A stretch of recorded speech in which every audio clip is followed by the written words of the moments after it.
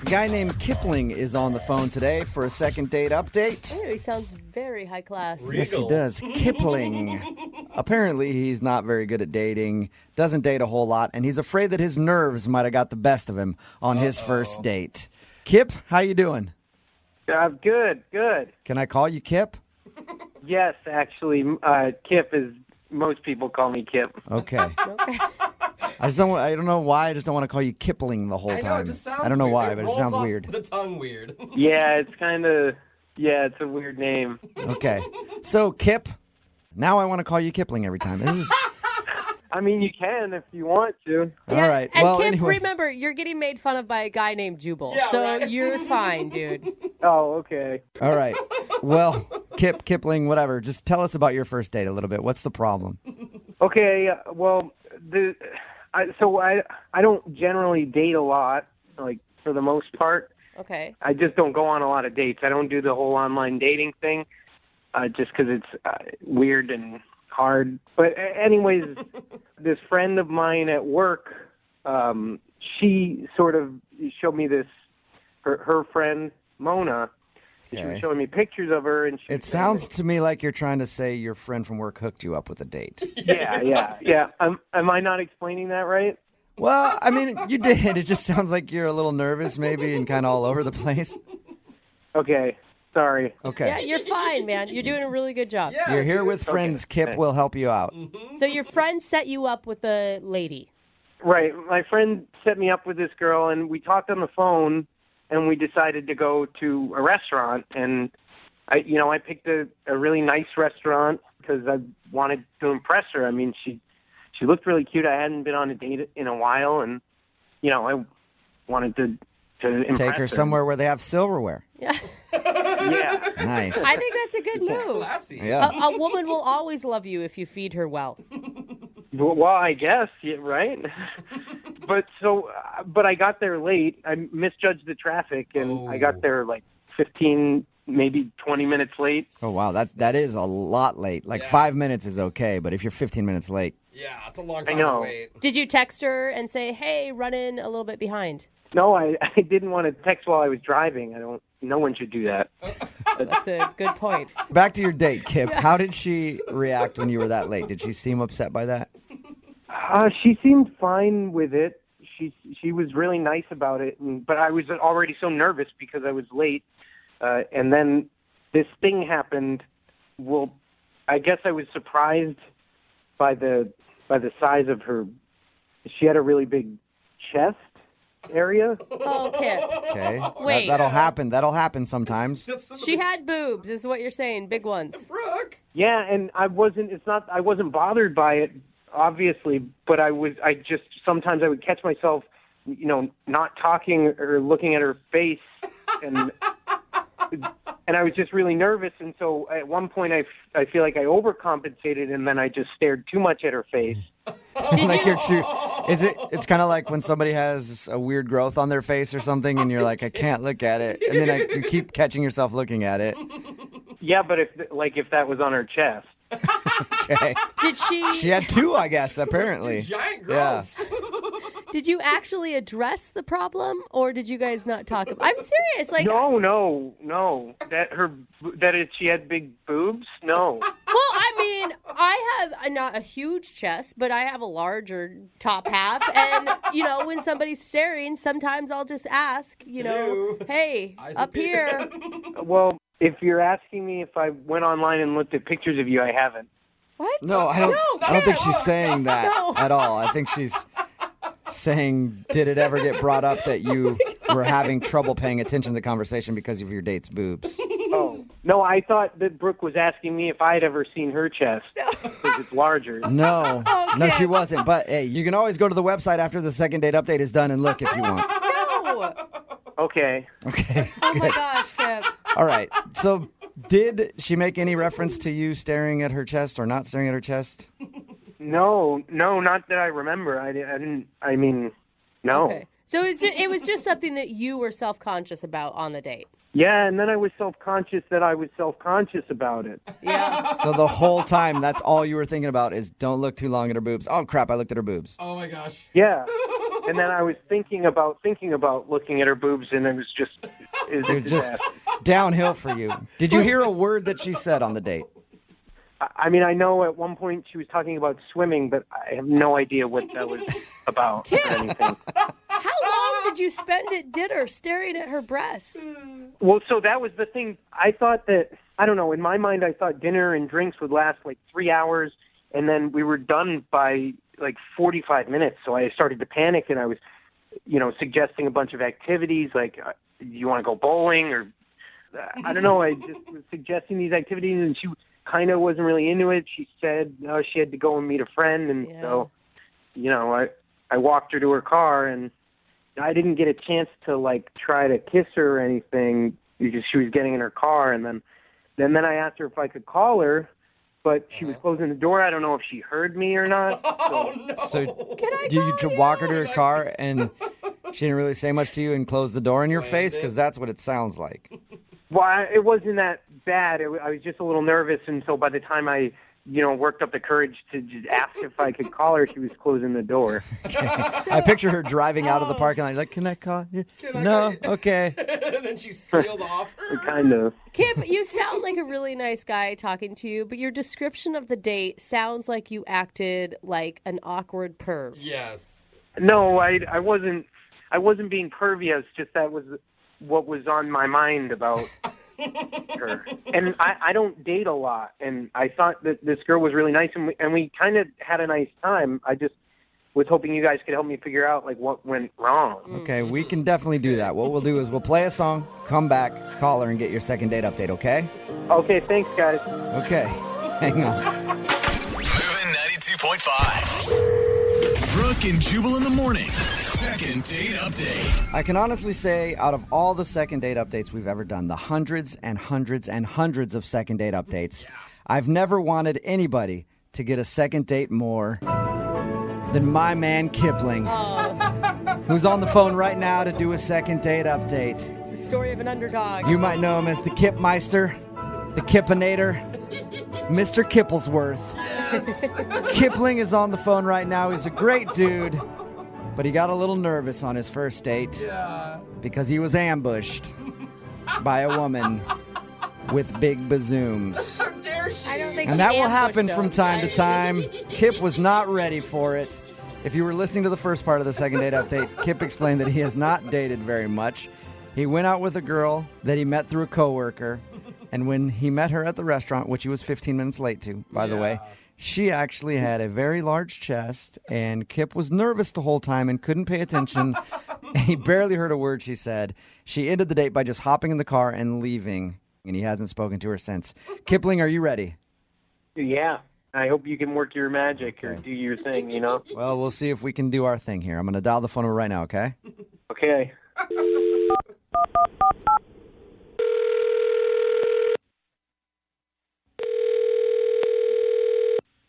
Hello? I was looking for Mona. Yeah, this is her. Hello, Mona. My name is Jubal, and I host a radio show called Brooke and Jubal in the morning. Okay. Cool. Have you ever heard the show before at all? Yeah, no, I mean, I've heard of you. I just don't listen That's okay. that often. Okay, cool. Well, you may have never listened really before, but you're actually on the show right now. What do you mean? I mean that one of our listeners actually sent us an email about you. About me? Yep. Really? Yep, and they said all nice things, too. That's great. What's it about? It's about a date that you went on recently. Really? Yeah, you went on a date with a guy named Kipling. Oh, wow. Mm-hmm. Yeah, you mean Kip? I do. Yes, I do. And he actually emailed us because he wanted us to get a hold of you. I guess you're not calling him back since your date, and he's confused. Yeah. Is there a reason why you don't want to go out with him again? I mean, he seemed like a really sweet guy, but I could just tell he was really, really nervous, like anxiously nervous, like kind of extremely awkward. On a scale of 1 to 10 and the most awkward dates you've ever been on, how was this date? a 15. So I'll tell you why I ask it like that, because we actually talked to Kipling. Sounds like a nice guy, but he was also very nervous talking to us, so I can't imagine how he would be on a date. Yeah, like everything you can imagine, like times 1,000. Did it get better as you guys hung out longer? Yeah. No, it only got worse. Oh. How did it get Poor worse? guy. Like, he showed up almost 20 minutes late Right. without letting me know. Yeah. When he walked in, though, despite being 20 minutes late, were you kind of excited? Like, oh, he's cute. I mean, he was like nerdy, awkward, cute. I was like, maybe this could end well. But I'd been waiting for him to order, and the waitress came, and he gave her our menus and said we wouldn't be ordering food. We were just going to get drinks. But I'd waited all day to eat. What? It was already like after 7, and I hadn't eaten, and all we were getting was drinks. Like, we went to this nice restaurant, and we weren't even going to get food. Like, why didn't we just go to the bar? Oh, I would have been like, hell no, I'm getting food. You don't even want to see me when I'm hungry right now. We were like a few drinks in, and I started getting a little tipsy, and I finally was like, hey man, like, I'm really hungry. Like, is it okay if we order something? And he was like, yeah, sure, I'll get an appetizer for us to split. Oh, wow. So then he decides to get calamari, which is fine. It was great. Yeah. And I was eating, and he could tell that I was uncomfortable. So then he says, can I ask you a question? And of course I said, sure. And he asked me if I'm having a good time because my face doesn't look like I'm having a good time. Oh. Your face doesn't look like you're having fun. What'd you say to that? I just smiled and put more calamari in my mouth. Come on, you were, though, probably showing some pain on your face at this point. I think at that point, a few drinks in, no food in my stomach, I couldn't hide a thing. All right. Yeah. So it was just a very awkward time for you. It was extremely awkward. All right. You know what else is going to be awkward? What? He's actually on the other line listening and wants to talk to you right now. Wait, what? Yep. Kip, where you at? Hi, Mona. Oh, no. Hi, Kip. Hi. Okay. Kip, why are you doing this? I'm confused. Well, you weren't answering my messages. I Oh. thought I wanted to talk to you and see if you wanted to go on another date. Okay. Kip, did you hear what I said about our first date? Yeah, and but listen, the thing is, okay, so I don't date a lot, and Yeah. I really liked you, and you made me nervous, and I was already really nervous because I was late, and the thing is, I just showed up, and I just wasn't expecting a woman of your nature to be there. Kip, what does that even mean? What did that mean, Kip? No, I just mean you're very beautiful. You know, you're very You have captivating features. You know. Kip, that's really sweet. Yeah, it is. Yeah, and I just got nervous, and that's why maybe I wasn't the best dater. I was nervous, and I could tell you weren't having a good time, and the reason I didn't order a bunch of food is because I don't know, maybe we were gonna, something was gonna happen. What? Oh, Kip. Wait, what are you talking about, Kip? What was going to happen if you ordered food? I don't know. Maybe you just you don't know what happens if the date goes well, and Oh, gosh. I just didn't want to have anyone to feel awkward about having bad breath or have stuff in their teeth or anything.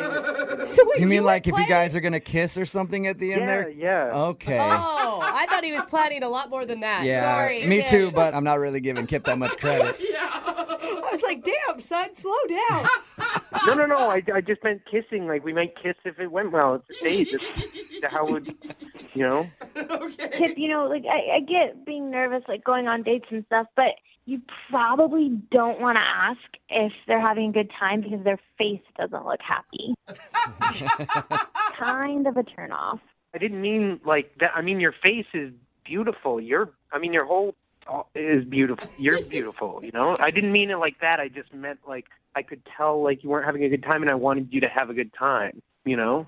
Yeah, Kip, but, like, maybe you could have phrased it a little differently. Yeah. Yeah. Maybe. Look, I was nervous, and I don't date a lot, okay? But, like, listen, I'm a really nice guy, and, you know, I just feel like I could do it right, you know? We could go somewhere and get food and I don't know. Mona, think about it. Like, he's laying it all out there. Maybe next time, because it's all out in the open, he won't have those same type of nerves. I mean, he's really sweet, and everything he does seems pretty genuine. Well, how about this, Mona? Would you go out with Kip on a second date? I will pay for it. Free second date. Time?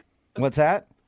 Said we would get food this time. You can get food. Yes, I promise. Yes, we could do whatever. We could go bowling or get food or whatever. He's the same way. Kip, you really like bowling, don't you? I just don't date a lot, and that's just the last date I went on. We went bowling, and we had a great time. Oh.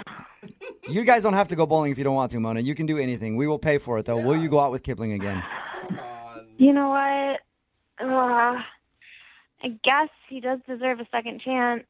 Whoa! That almost sounded not painful. What does that mean? You're saying yes? Yes, I'll go out with Kip again. Yay! Yeah, really? You won't regret it, I promise. Congratulations, Kipling. You got a second date, man. I can't believe you guys did this. This is amazing. Yeah! Kip, I can't believe we did it either, honestly. Brooke and Jubal in the morning.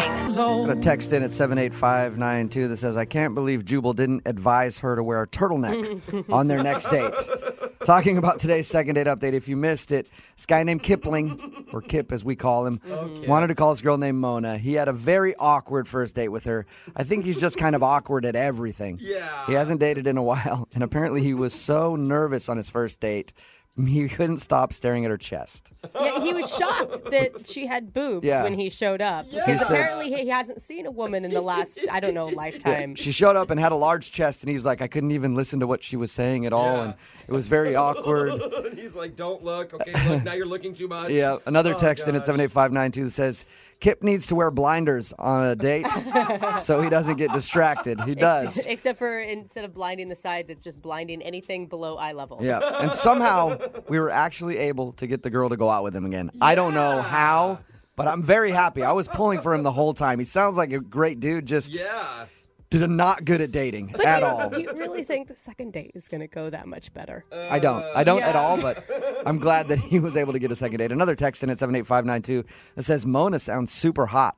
Kip is not even close to being in her league. Whoa. Wow. Wait, you don't even know. Does Kip have competition out there? There's some other nerd trying to win over Mona's love Like, I on would a text just form. stare straight at her chest and let her know I was doing it. I can handle it. So I'll take anyway, that woman from Kip. they got a second date. People are asking at 78592 to get an update on their second date. We'll see if we can do that for you. If she actually does go out with him again. Yeah, she might have just I said don't know that. that there's going to be a lot of update. Remember, if you want to do a second date update, all you have to do is email the show and we will call the person who didn't call you back.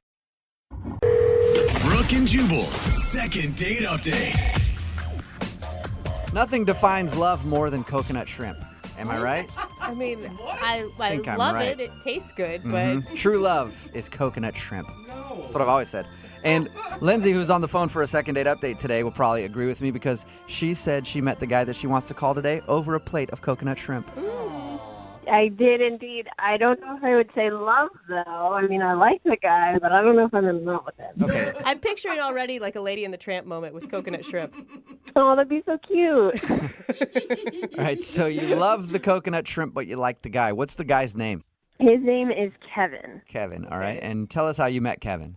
So I was at a party a couple weeks ago, and it was kind of fancy, and it was catered. And he was working for the catering company, delivering the food. Oh, so you were hitting on the wait staff.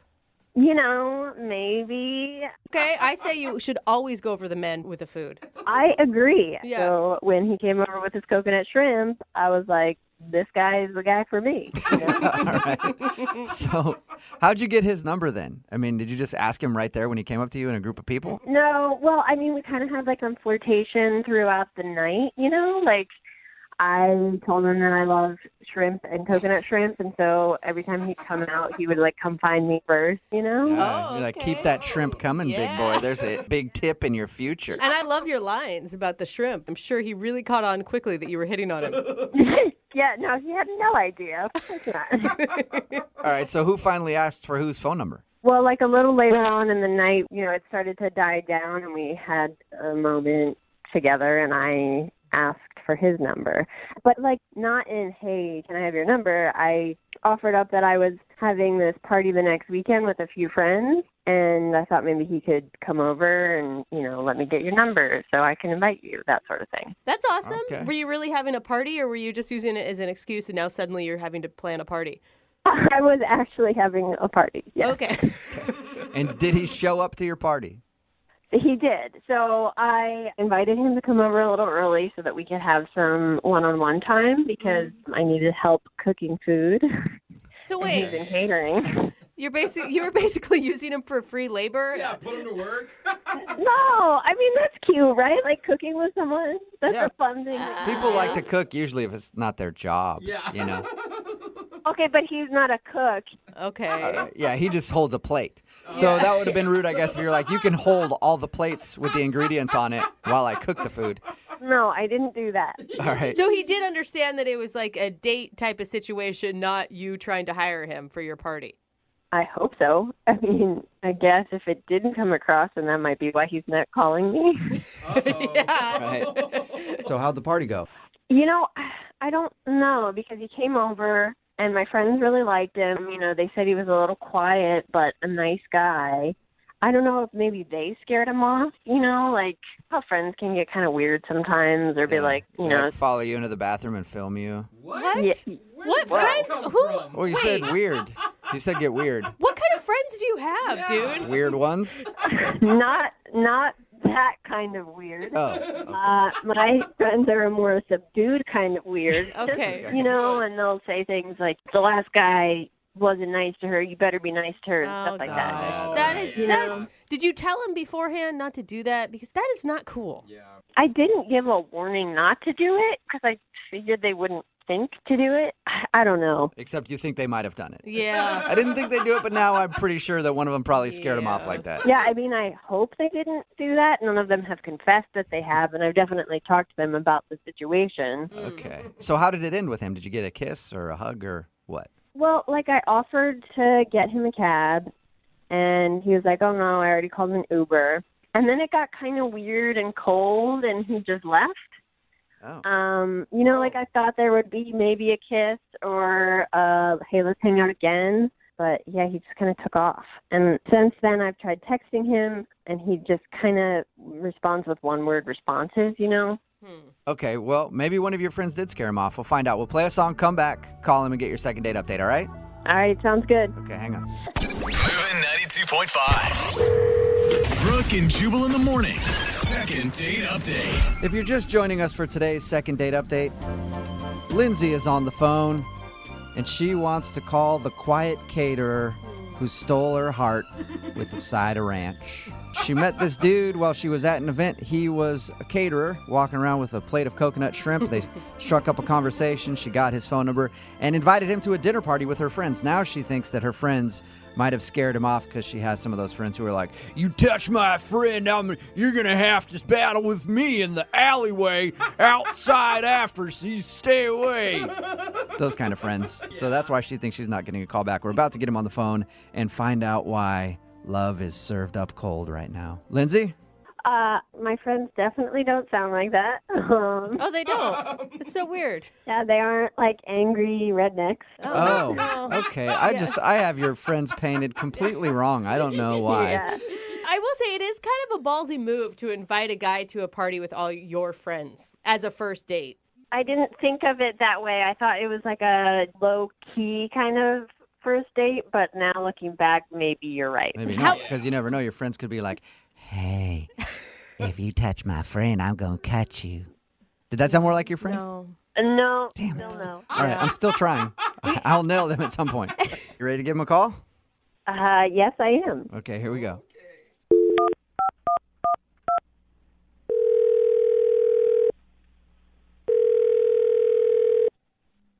Hello? Hi, can I speak with Kevin, please? Yeah, that's me. Hey, Kevin, how are you? This is Jubal from Brooke and Jubal in the morning. Like the radio show? Yeah, exactly like it. It is it, as a matter of fact. Okay. How are you doing? I'm doing all right.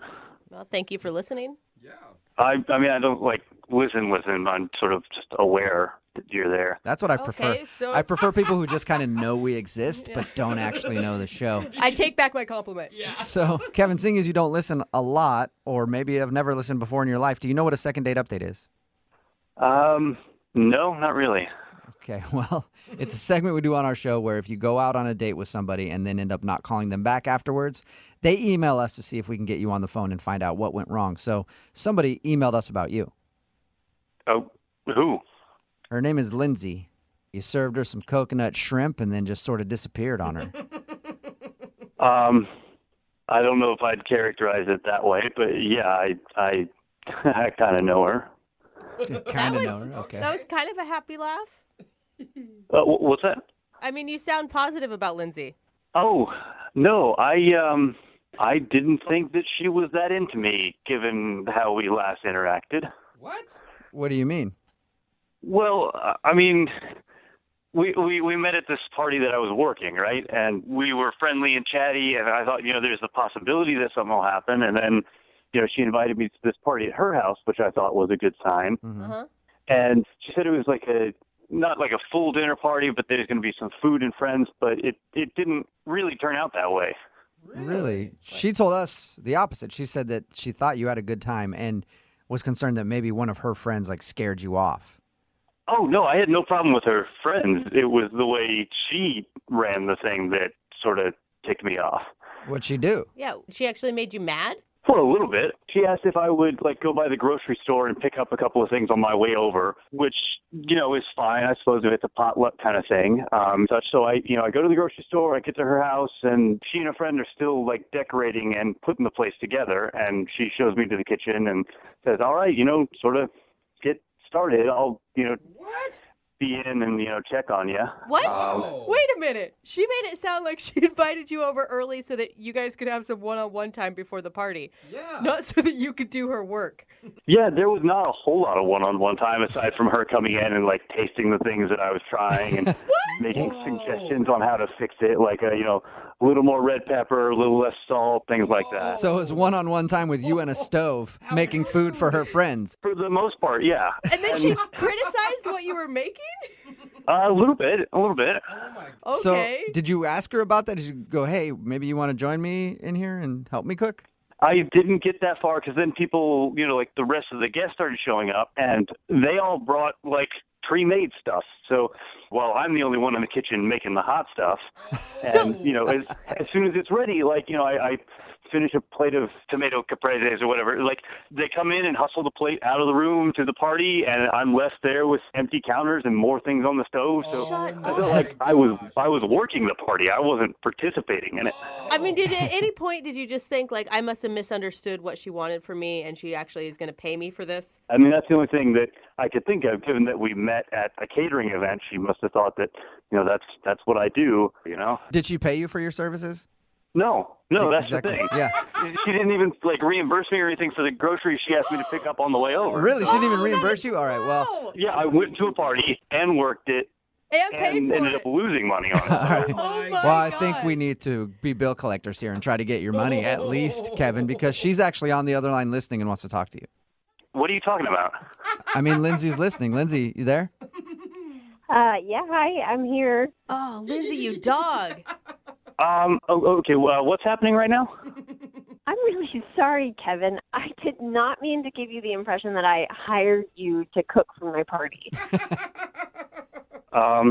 It's kind of hard for me to draw another conclusion, given that what I did that night was cook for your party. Well, I think the key there is hired because that means she would have paid you for Yeah, it. right? So Okay, here's the thing. I totally...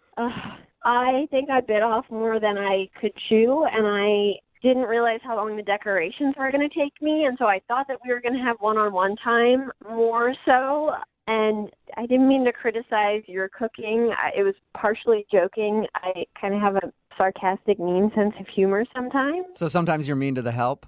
That's not a very good quality, Lindsay. That's not nice. Guys, okay, I'm really trying to... I feel really bad about this, Kevin, because that's not what I intended at all. I really wanted to spend time with you, and I thought that at a certain point that you were staying in the kitchen because you were uncomfortable socializing with my friends. What? That's why I kept coming back in to just, like, run things by you because I was trying to connect with you, but I thought that you wanted to be in there. What? Okay, is that why that one time you came in and tossed me an apron and said, "Here, don't get anything on yourself"? Is that what that was for? Oh. That's a bit of connection. I just figured, like, you're a caterer. You love cooking. I didn't want to take you away from something that you love doing. Oh, wow. Yes, that's what I do for work. When you invited me to a party, I was hoping that I would be at a party and not another job on my off day. Right? Okay, well, Kevin, it's not completely my fault because I didn't think that it would take you as long as it did to make all those dishes. Like, if I'd known that, then I probably would have only had you make one or two. Oh, come on. Lindsay, do you hear what you're saying right now? I do. I don't think I'm in the wrong. Okay, so first off, you plan a dinner party poorly. You don't have all the ingredients for all the dishes you want, so you have me pick them up. Then I cook them too slowly for your plans, and somehow this is my fault? Yeah, Kevin, you're a jerk. That's the same recap that I'm hearing, Kevin. Okay, no matter what happens, Kevin, I'm sorry, and I really do like you, and if you will have me, I would really love if we just did a regular one-on-one date and just forget the whole party. Okay, Kevin, would you like to go out with Lindsay again on a second date? We will pay for it. We'll buy the ingredients. You can make the food. One more time. Would you go out with her again? I'm not really feeling it. You know, it was just a little too weird. I don't think we know enough about what's going on. Okay, Kevin, I totally understand, but if I did have a party again, would you be able to come work and I would actually hire you? Oh, my God. What do you think about that, Kevin? If you're willing to pay in advance, well, I'm game. All right. Yeah, Well, I'd name a high price, Kevin, if I were you. not a successful date that you guys got out of it, but Kevin, at least you got a job opportunity. And Lindsay, your next dinner party is going to be delicious. Kevin, I'm really happy that that's behind us, and I'm looking forward to paying you a solid wage. You know what? That's better than a date, I think. I've always wanted a woman to say to me that they'd pay me a solid wage. Brooke and Jubal in the morning. Text in at 78592. It says, that girl is terrible. He deserves far better. What a cheap user a-hole. Wow. Brooke and Jubal in the morning. Lots of people are angry at the woman in today's second date update. Her name was Lindsay, and she met a dude named Kevin when she was at an event that was catered, and he came up and served her some coconut shrimp. Yes. I've pretty much fallen in love with anybody who's ever given me coconut shrimp, so I it's understand So good.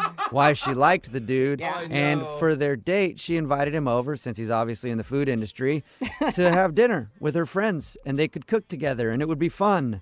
And so we called him and got him on the phone and found out the reason that he wasn't calling her back was because he did go over there to hang out with her friends, but he was in the kitchen the whole time cooking everything. Gosh, I would have And died.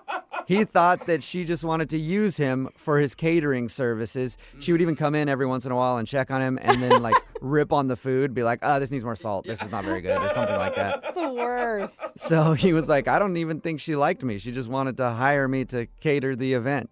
And everybody texting in right now at 78592 thinks this girl is terrible. I mean, And thinks that she Don't get actually me did wrong. just use him. I kind of want to meet a guy and be like, hey, why don't you come over? Oh, on your way, can you pick up some nails and some wood? I'm like, because I need a deck, you know? Yeah. I mean, she's kind of smart. Right? You should just go hang out at the Home Depot and start meeting dudes. Right? And be like, hey, you're a handy dude. Want to Yeah. come over? We're having like a deck building party at my Yeah. house. Oh my gosh, it's just you and me. But I've got my whole car full of supplies. Let's go. And then you're going to Yeah, be like, so- what? Why won't you call me back?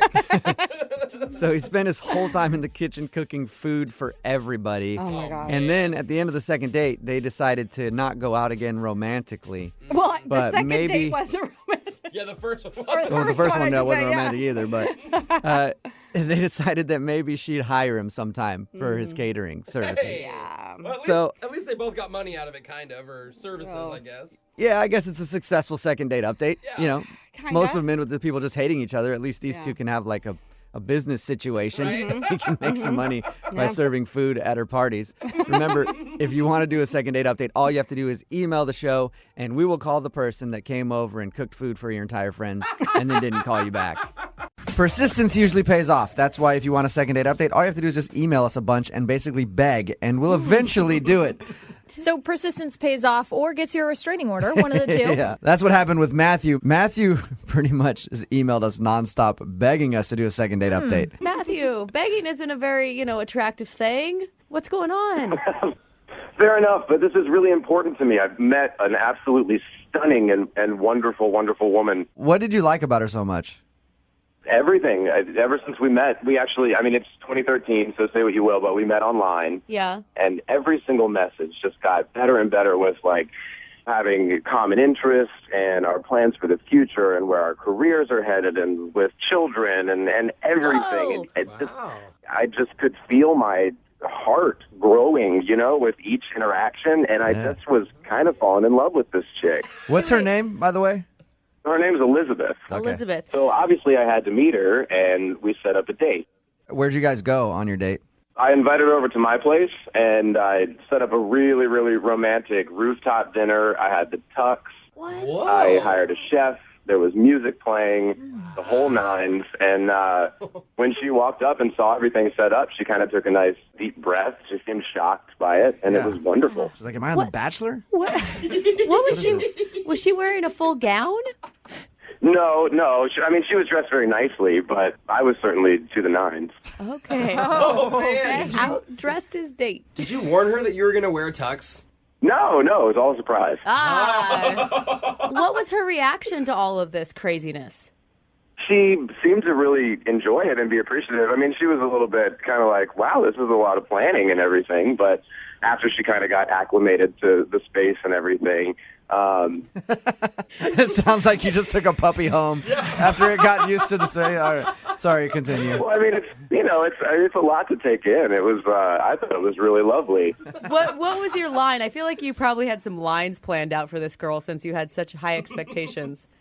I didn't have any lines planned out, but, I wrote some lines. I wrote her a poem. Oh, of course. Really? A haiku? Shakespeare. Yeah, why not? Let's hear the poem. Yeah. Oh, you guys want to hear the poem? Oh, Yeah, absolutely. Well, all right. It's pretty simple, but I think it's nice. All right. All right, here we go. L is for the laughter we will always share. O is for the options to show you I care. V is for the visions of hope stirring in my head. And E is for everything we'll do together before we're both dead. I am sold. When did you deliver the poem to her? I delivered the poem right after we had dessert. You don't think maybe that's a little much? Dude. It's always good to talk about death in your first date, Yeah. you know? What did she say? Y'all are naysaying my poem. I think that you guys just don't understand what it's like to be in love with someone. What did she say? What was her response? She said thank you, and she seemed to enjoy it. She was smiling.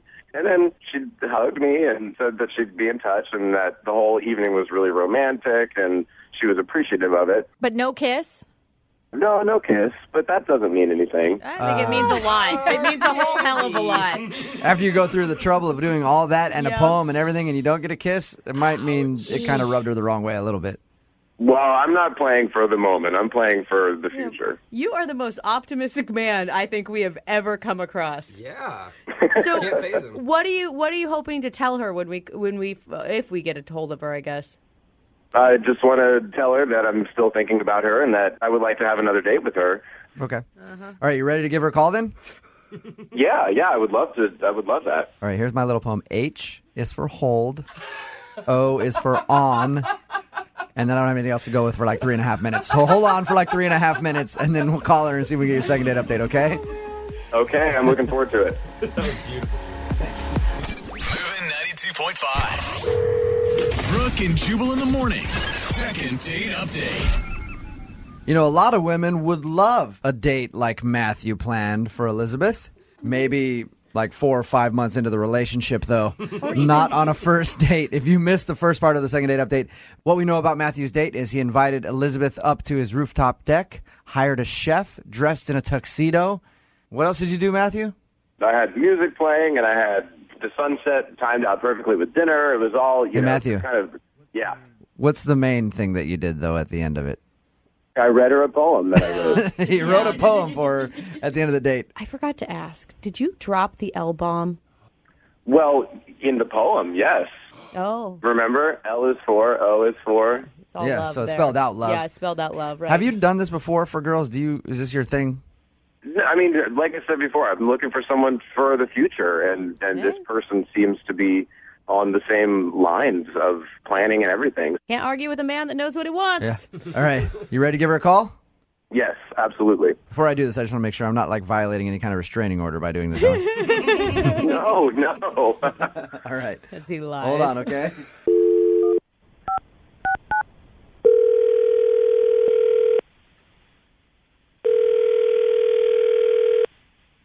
Hello? Hi, is Elizabeth there? This is her. Hey, how are you? This is Jubal from Brooke and Jubal in the Morning. I'm moving 92.5. Okay. Hi. Any idea why I might be calling you? No. Do you remember going on a very elaborate first date on a rooftop deck with a guy in a tuxedo, a personal chef, music, a poem at the end? Yeah. I wouldn't think you'd forget that. Yeah. No, I didn't. So Matthew emailed us to ask why you're not calling him back. He really wants to go out with you again and wonders if he did something wrong or if maybe the date was too much. I mean, it was the craziest first date I've ever had. It was so over the top. Were you surprised in a good way? What were you feeling? I mean, I'm not used to that, and it felt a little like I was being set up for something. I don't know. It felt weird. It felt not real. Mm-hmm. Right. Did you hear about the poem? Yeah. Yeah, I did. I was just about to ask you what you thought of that. I don't know if he made it up or he just recited it, but that part freaked me out. Women just don't appreciate romance anymore. Oh, my gosh. It's so upsetting. Yeah, it's weird how we get freaked out when you tell us you love us on the first date. I'd be scared that he had duct tape somewhere. I was like, oh my God, is there going to be like a priest that pops up and performs a marriage ceremony? Like, he was like ready for me to move in with him. Hey, Elizabeth, Yeah. I should let you know that Matthew is actually on the phone with us and heard everything you just said. Hi, Elizabeth. How are you? I Shocked, I guess.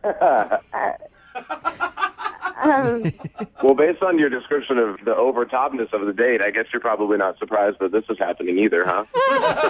Good point. You were listening. Oh God, I'm embarrassed. Why?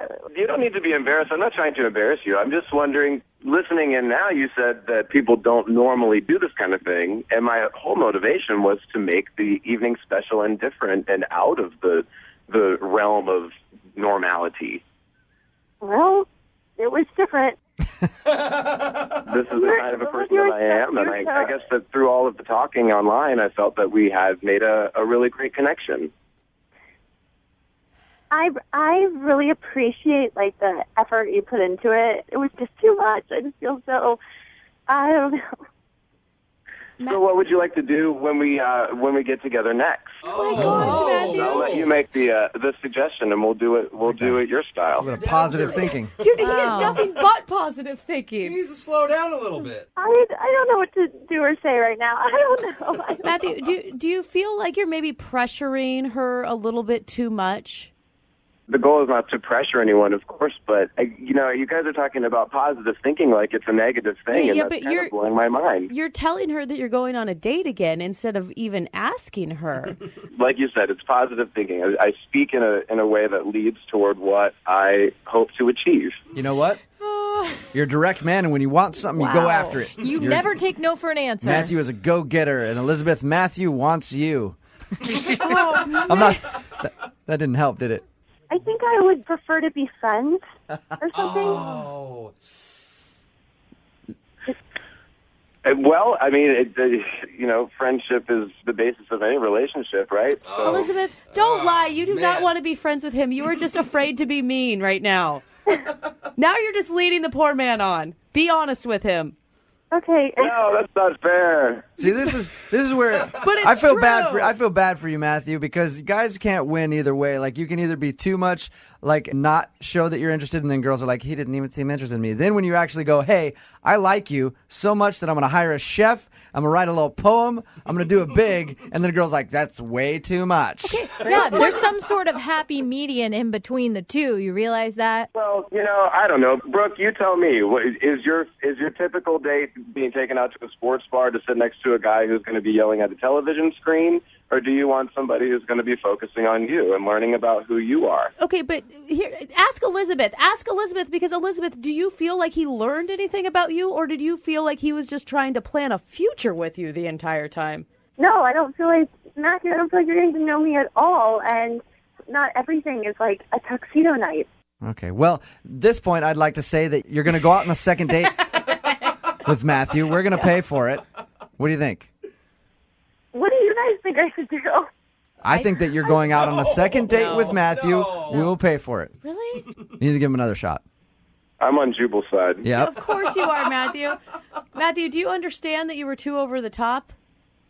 Yes, absolutely. I understand. I've learned a lot from this experience, for sure. Elizabeth, he's learned from his mistakes, and he's ready to take you out on a normal date. We'll pay for it. Do it.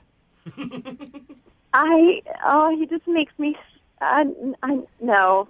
He makes me sound like you're about to say he makes me squirm. Sorry, Matthew, no. All right. I guess that I'm learning that the ladies just want to be treated super regular. Yep, they do. And that's what I've been trying to tell dudes forever. Why do you guys just treat them regular? All right? Make it easy on yourself. Keep everything as average as possible. Yeah. That's Oh my what gosh, I've learned you today. Do something nice, but don't go so far. If the poem was better, you'd probably go out with him again, right? Let's just face it, the poem sucked. Brooke and Jubal in the morning. Brooke and Jubal's second date update. I can't believe that we're doing this. Okay. I'm actually shocked. That actually takes a lot, so I'm scared. I can't believe the email that we got in to do a second date update today. Whoa. Over the last couple weeks on the show, we've had a couple of crazy exchanges with a woman who claimed that she wasn't lying to her husband when she didn't tell him about going out with her ex-boyfriend. Oh, don't tell me the saga's continuing. Yes, she's back on the phone with us way. today. She hates us. She yells at us every time we talk to her. You would think that she hates us, but apparently she wants to clear the air. Hello, Alicia. Why do you have to be such a I'm How are we already I'm not- starting like this, Alicia? Alicia, hold on. I need to refresh everybody's memory with what happened, okay? You first came on the show because an ex-boyfriend came back into your life and asked you out to dinner, and you weren't sure if you should tell your husband or not that you agreed to go out with him. He wanted to take you to... No, I wasn't going to tell my husband, and Right. it wasn't a big deal Okay. until you guys made it a big deal. Right. Oh, So right. you came on the show, asked us for our advice, and then your husband heard that on the show and then emailed us so that he could call you in an awkward Tuesday phone call. He got you on the phone, and then this happened. I never should have called you guys in the first place. Never. You know what, Alicia, you're actually right. Well, you never should have lied to your husband in the first place. Yeah, and there then it none of is. these phone calls. Lie to my husband. Oh my God. So, Alicia, after being on the show, yelling at us twice, saying that we were horrible people, and then hanging up on us both times, why are you back on the show today? Because after all the bullshit you guys put on the radio, and I don't know how you did all this editing to make me sound like a jerk, my friends and family are like, you're kind of a bad person. And I'm not a bad person. I'm calling to freaking set the record straight. Alicia, you remember that you actually went out with your ex-boyfriend, lied to your husband, told him that you were going to see your girlfriends, and I then... didn't lie. I just didn't tell him because I didn't want him to get upset. How many times do I have to tell you this? All right. So you're angry with us, and you want to come back on the show and just yell at us some more? Is that what's going on? Well, I want to set the record straight. I want you to call the guy that I went out with, Brad, and because now my husband thinks something else happened. Because all of the crap that you put on the radio and you made me come off bad in your editing, now my husband is questioning whether or not I hooked up with this guy, which I absolutely did not. And I want to Alicia. talk to Brad. Okay, Alicia, we didn't edit those like crazy to make you sound, bad. Whatever. I don't know. Look, I just know what reality TV does to people, and I'm pretty certain you do the same All right. thing. So you want to do a second date update with the guy that you went out with. No, see, this is why you're a No, I'm not doing a second date update. It wasn't a date. Okay, but the segment that we're doing right now is called a second date update. Then I want to be on a different segment. No, well, this is where we can fit you on. Do you want to clear the air or not? I want to clear the air, but it wasn't a friggin' date. Okay. Yeah, but remember, Alicia, you told us that your ex actually hit on you at the restaurant. Yeah, maybe it was a date to him, but it wasn't a date to me. Okay, so then we'll do it in a second date update. You get your point out no matter what. This is just whatever. Alicia, Fine. you'll get your point out no matter what, all right? So what do you want to do then? You want to call this guy, and what are you hoping to get out of it? I'm not the bad person here. Okay. He's the one that was suggestive. He's the one that contacted me to begin with. And I'm the one that left when he started getting weirdly flirty. I need that to come out so everybody knows that I didn't freaking sleep with him. Okay, so you want to just prove that you didn't do anything wrong while you're out with this guy, and you want everybody to hear it, everybody who's already judged you from hearing you on the air, your family, your husband, all that. Right. I'm innocent. This guy is to blame. Okay, But do you think- I am an innocent party. Do you think that people are judging you because they think that you hooked up with your ex, or do you think that they're judging you because you weren't honest in your relationship and refused to take? You guys made it seem like I wasn't honest. You guys made it seem like I was a liar, okay? Like, what I said was taken out of context. And I don't know how you edited it to make me sound like an ass, but I'm not an ass. But didn't you, to your husband's face, tell him that you were not going out with your ex, that you were going out with girlfriends? Wasn't that actually the case? I didn't lie. I just didn't tell him. Okay. That's completely different. So, in a second, we're going to play a song and then come back and call this dude that you went out with. We're going to call him. I want to talk to him a little bit and hear it from him that he hit on you and your side of the story is true, and then you can talk to him, okay? I don't need to talk to him. I just need you to prove that I'm a good person. Okay, I'll help prove that you're a good person and clear the air with everybody involved, everybody that you want to clear the air with, okay? It's about time you did something right. Thank you. Can you just not call me an ass for a second? You really make it hard. She does have a point. All right. I mean, that was the one thing I'll back her on. Okay, I'm going to play a song. We'll come back, and then we'll call Brad is his name, right? I f***ing said his name 57 times. Have you listened to a word I said? Like, I'm sorry. I realize that you're angry with the show because you feel like we made you look bad. No, I don't feel like that. I know you made me look bad. All right, well, we made you look bad, so we'll play a song, come back, and then we'll get your second date update, okay? It's not a second date. I realize that, but the segment's called that, so I have to say that. Just do it. Okay, we'll do it next. Moving 92.5. Brooke and Jubal in the mornings. Second date update. You know what part of today's second date update that I'm looking most forward to? At the end of it, when I get to ask them if they'll go out on a second date. That's so messed up, Very, dude. very excited about that. Now you're just trying to push her buttons. Alicia, are you there? The more I think about this, I don't want to even do this phone call because you know what? You're going to make a big joke out of this. I'm kidding. serious. I'm just joking with you, Alicia. I'm going to let you. Exactly. It's not funny. All right. We're about to call your ex-boyfriend, Brad. If you're just tuning into the second date update, Alicia's on the phone with us. She's been on the show a few times before. All of those ended up with her being very, very angry with us. She's still angry with us, but Yeah, I can't imagine why. she wants to come on the show and clear the air. She first came on because she was having an issue about going on a date with an ex-boyfriend, and she didn't want to tell. No. Well, what going out to meet up with her ex-boyfriend and not telling her husband about it. And then her husband heard her talking about it on the show and did an Awkward Tuesday phone call where he says, hey, I knew that you went out with your ex-boyfriend. You lied to me. And then Alicia got very upset because she was being accused of being a liar. That's accurate enough, right, Alicia? Yes. Okay. For what? You got something right. And now Alicia wants to call her ex-boyfriend, and I'll let you explain it, Alicia, because every time I do, you get angry with me. You want to call your ex-boyfriend because why? because my friends and family think I'm a liar, and now my husband thinks I hooked up with him, which I absolutely did not, and now you idiots have made a mountain out of a molehill, and I wanted to clear it up. All right. So have you talked to your ex since you guys went out? No, I absolutely did not talk to him. I don't want to talk to him. He's a creepy pervert. Okay. Alicia, I'm on your side here. I know you don't think I am, but I am on your side. I don't believe that for 1 second, but thank you. No, I am, Alicia. I am on Yeah. your side. If you feel like we wronged you and made you look bad, I'm all for you clearing things up with your husband and everybody else who thinks that you're a liar. I really am. Great. So I expect you not to make me look like an ass in this call. I won't. I'm going to talk to your ex-boyfriend and hopefully get him to say that he hit on you and you behaved perfectly. Hopefully. That's the only thing he can say. That's the truth. Okay, well, he'll say gosh. that, and then you can come on and talk to him. I don't want to talk to him. I have no All right. desire Okay. to talk to him. Okay, you don't need to talk to him then. I'll talk to him, and then hopefully we'll be cool. I don't think we'll ever be cool, but fine. Okay. I'm going to call him right now then, all right?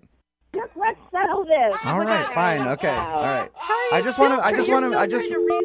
want to like make things okay with this, you know? You're not making anything okay. All right.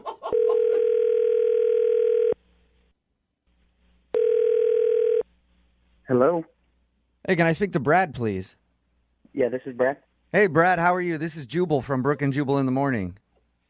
I'm sorry, who? Jubal from Brooke and Jubal in the Morning, the radio show. Okay. Can I help you with something? Yeah, you can, actually. We recently got an email about you from one of our listeners. It's an old friend of yours, and you guys recently went out to dinner. All right. Is everything okay? Yeah, everything's pretty okay. The reason I'm calling you, though, is because I want to help clear the air about something. I'm sorry. I'm not really clear on what's going on here. Well, it's about your ex-girlfriend, Alicia.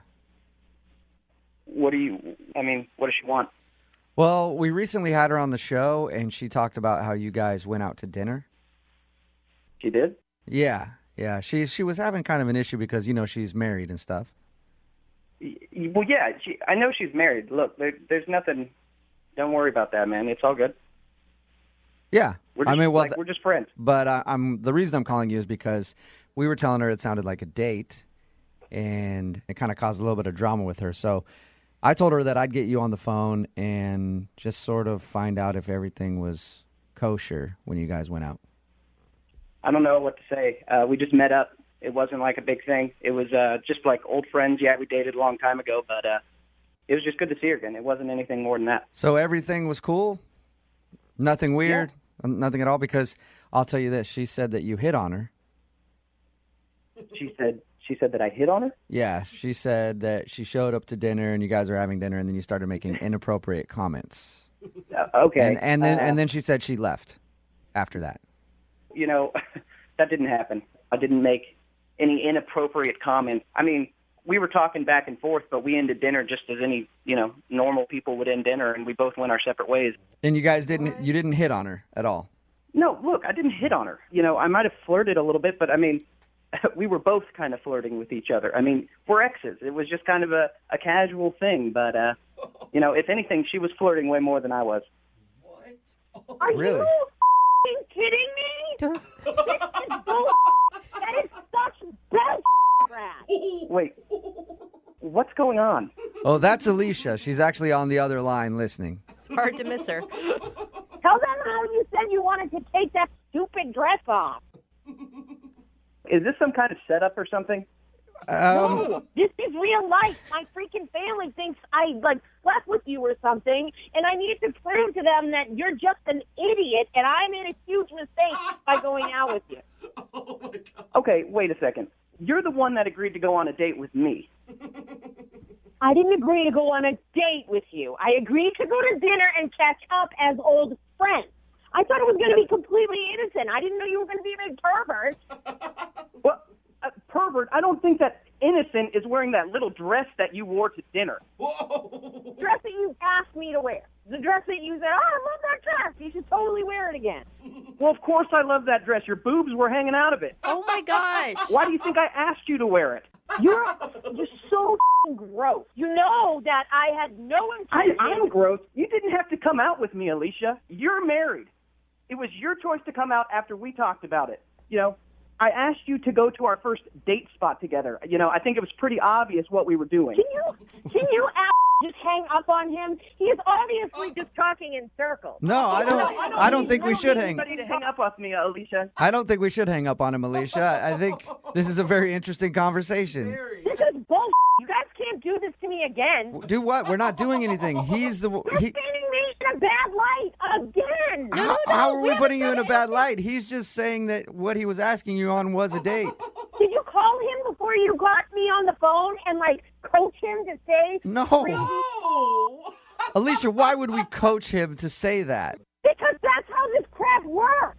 Alicia, honestly, listening to your guys' conversation has actually gotten me on your side. It sounds like you were literally just that stupid and naive and had no idea. Okay, I'm stupid, please. Okay? You're looking in the mirror, honey. I mean, I'm trying to side with you here. I don't get why Brad would ask you. I don't need your sympathy. Alicia, don't come off like you're naive. We knew what we were getting into. I mean, that entire dinner, you were giving off the vibe that you wanted to hook up. Oh, what? Not with you, I wasn't. Brad, what did she say to give you the vibe that she wanted to hook up? She told me that, I looked great, that she was, super excited to see me. Brad, that all sounds pretty normal. Yeah. It does, actually. Yeah, I would say that stuff to my grandmother. Oh, my God, you look great. How are you? No, that's not how it was at all. You grabbed my arm, and you were basically stroking my arm, telling me how great I looked and how much I've been working out. We haven't even seen each other in over 2 years. Yeah, it was nice to see you. I gave you a hug and I put my hand on your arm. Really? Did that mean I was taking off my panties? I don't think so. No, I'm not saying you were throwing yourself at me, but I'm just saying, we were talking. But that's and what you're insinuating. That's what you were insinuating. That I was ready to jump in the sack with you. You were. You were. Guys, hang up on this app, please. No. Oh, my God. Here, all right, Alicia, here. Brad clearly thought you were hitting on him, but Brad, bottom line, nothing happened when you guys went out. Nothing happened, but she wanted to hook up. There's no way in hell I would have ever hooked up with you. All right. I think she's pretty clear. This is pretty classic, Alicia. Just to freak the out. Really? Oh, this is like a pattern here. Oh, yeah. This is why we broke up Don't 2 act years like ago. you know me inside and out, okay? We barely have spoken in years. Well, first of all, I do know you inside and out, if that's where you want to go. But second of all, Whoa. you're the one that's freaking out. It was just a dinner, and now you're on the radio talking about Exactly. It was like just a small dinner, thing. but now you're insinuating that it was something more. Yeah, but Alicia, we learned that nothing happened between you guys. So you got your mission accomplished. It doesn't matter what the you think. I did this so my friends and family would think I wasn't lying, and now he's making it seem like I'm a hussy. I'm pretty sure your friends and family already had a pretty strong opinion before we went out on another dinner. Hey, at this too point, much, Brad. I That would is love too to much. ask you guys if you'll go on a second date. Brad, would you like to? Brad, would you like to go out with? Absolutely not. No, Absolutely not. no's everywhere. Thank you, Brad. Thank you for being honest with us, Brad. I appreciate it. Yeah, whatever. Alicia, are you still there? No. No, All you're right. Gone again. Well, hey, I look forward to, I don't know. She's going to show up in another segment, She's your new best trying friend. to clear the air somewhere else. Hey, you know what? Maybe she'd be a good phone tap. No. Oh, yeah. She'd be pissed right away. I know that. Her reaction That's a good will be idea. classic. Brooke and Jubal in the morning. Text in at 78592 that says the only reason Alicia is all riled up is because of what you guys did to her. What? Leave her alone. Brooke and Jubal in the morning. If you missed the second date update today, Alicia was in it. If you don't know who Alicia is, well, she's Yeah. been on the show 3 times now. It started when she wanted some advice, sort of. Her friends basically pressured her to call into the show and ask us if she should tell her husband that she was going out with her ex-boyfriend. She's been married for 2.5 years, hasn't talked to the dude in forever. Their first date spot was where the guy set up dinner for them to meet. He even asked her to wear a dress that she wore when they used to date. Yeah. And she did all that and didn't tell her husband about it. Then her husband heard that and wanted to call her in an awkward Tuesday phone call. Man. He did that. She lied to his face, went out with the dude, and then she says that we edited it and made her look bad. It's really hard to edit her just yelling at us and calling us a-holes. We didn't do that. That was her voice. There's no way for us to edit it that way. And she just did a second date update with the guy she went out with to prove that she wasn't a liar and she didn't hook up with him because now her husband was skeptical. And she just basically yelled at us and hung up on us again. She And just like Alicia's my new favorite She person. doesn't get what she wants. She just freaks out. Like that's it. Well, she just wants validation that she's right. That's the only thing that woman wants. I think she got it. But, I think she got it. It will be online shortly on the website, moving925.com. Remember, if you want to do a second date update, all you have to do is email the show. We'll call the person who didn't call you back. It is time for your brand new second date update. It's Brooke and Jubal in the morning. Still have to get a winner for $1,000 Thanksgiving, though. We do at the top of every hour, 6, 7, 8, and 9. If you're caller 25, you will win $1,000. I know we do at the top of every hour, and now it's 7:30, so a little bit past that point, and we've had somebody on hold wondering if they're caller 25 for quite a while now. I'm going to pick her up and see if she's still there. Lassie Pa, are you still on hold? Yes, I am still on hold. Oh, you poor thing, dude. How's it going? What have you been doing while you've been hanging out on hold? It's best to win $1,000. Mm-hmm. So you want to win the $1,000 for $1,000 Thanksgiving really bad, huh? Yeah, very bad. I keep calling every day. Yeah, so let me bad ask you that a she question. like sits on hold for a half an hour. Let me ask you a question, Lassie Pa. Do you listen to the show a lot, or are you just calling to win $1,000? You like heard about it from somebody? I listen to show every day. Thank you. Okay, I don't know if I believe you. What do are you you like most talking about the about? show? I like phone tap and a second day update. Yeah, see? Okay, what else do you like, though? I like you too. You're so funny. Oh, she's all right, smart. cool. She's Hey, smart. if you're going to say things like that, Lassie Pa, I might as well tell you that you're caller 25. Congratulations. You won $1,000. Lassie Pa, are you there? Yes, I'm here. Congratulations. Thank you. You're welcome. Are you looking forward to the second date update now? Oh, no. You're not? For my money, yes. She wants her Okay, money. I don't. Yeah, we'll give you the money. Just give her the damn money. But it's time for the second date update, too. Okay. Okay, cool. Hang on. Your next chance to win $1,000 is at 8 o'clock. We do it at the top of every hour, 6, 7, 8, and 9. If you're caller 25, you will win $1,000. Now it's time for your second date update. Moving 92.5. Brooke and Jubal's second date update. The guy on the phone for a second date update today doesn't even necessarily need a second date out of this whole thing. He just needs to talk to the girl. Uh-oh. Because Johnny, which is the name of the guy on the phone for a second date update today, ruined everything. Not just with the girl he wants to call today, but like his entire friend group. Wow. Johnny, how are you? Well, I'm okay. I'm just hoping I didn't actually ruin everything. Oh, you ruined everything. Trust me. I read your email. You ruined everything. Oh, I see. Those were your words, not his, Jubal. Yes, those were my words. Johnny, I read your email. Thank you very much for agreeing to do the second date update today. Why don't you tell everybody what your issue is? Okay, so me and Marissa, that's who I'm calling about, we've been friends for like 5 years. Being like kind of the same friend group. And, it's like we're really friends. Like we've never really like had a crush on each other or anything like that. We'd like playful flirt, right? Like when other friends are around. But it's never like, there was nothing to it. There's never any like, okay, we're friends. Okay, I think Yeah, we got that. You're friends, Johnny. Or we were, at least. You'll see. So, the funny thing is, like, during all this time, one of us was usually, like, in a relationship at the time with somebody else. That was all part of it. And so a little while back, we were just hanging out with other friends, and we're both single at this time. And I guess over the course of the night, there was, like, some kind of a romance in the air, like some kind of tension going on. I don't know how many times this has happened to me, Johnny, where I've gotten drunk around some of my single friends and then we end up hooking up and it just ruins everything. I don't have any single girlfriends, by the way. It's always dudes, but it always works out fine for me after everything. I'm guessing that's not what happened, though.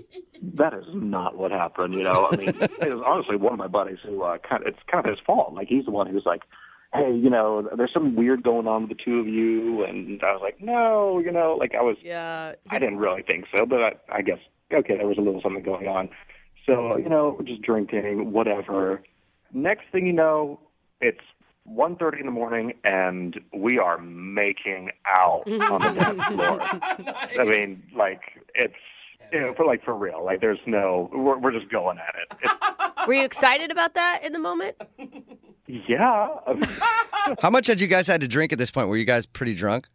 Well, I don't know how much she drank, but I was feeling pretty good. Okay. Nice. I like that's the way to comfort yourself. Like, oh, no, she was probably sober. Wanted to make out with me. So, one thing leads to another, and we go back to her place in a cab.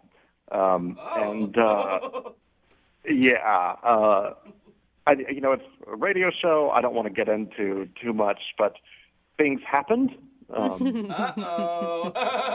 Yeah. Had you ever imagined this happening with her before?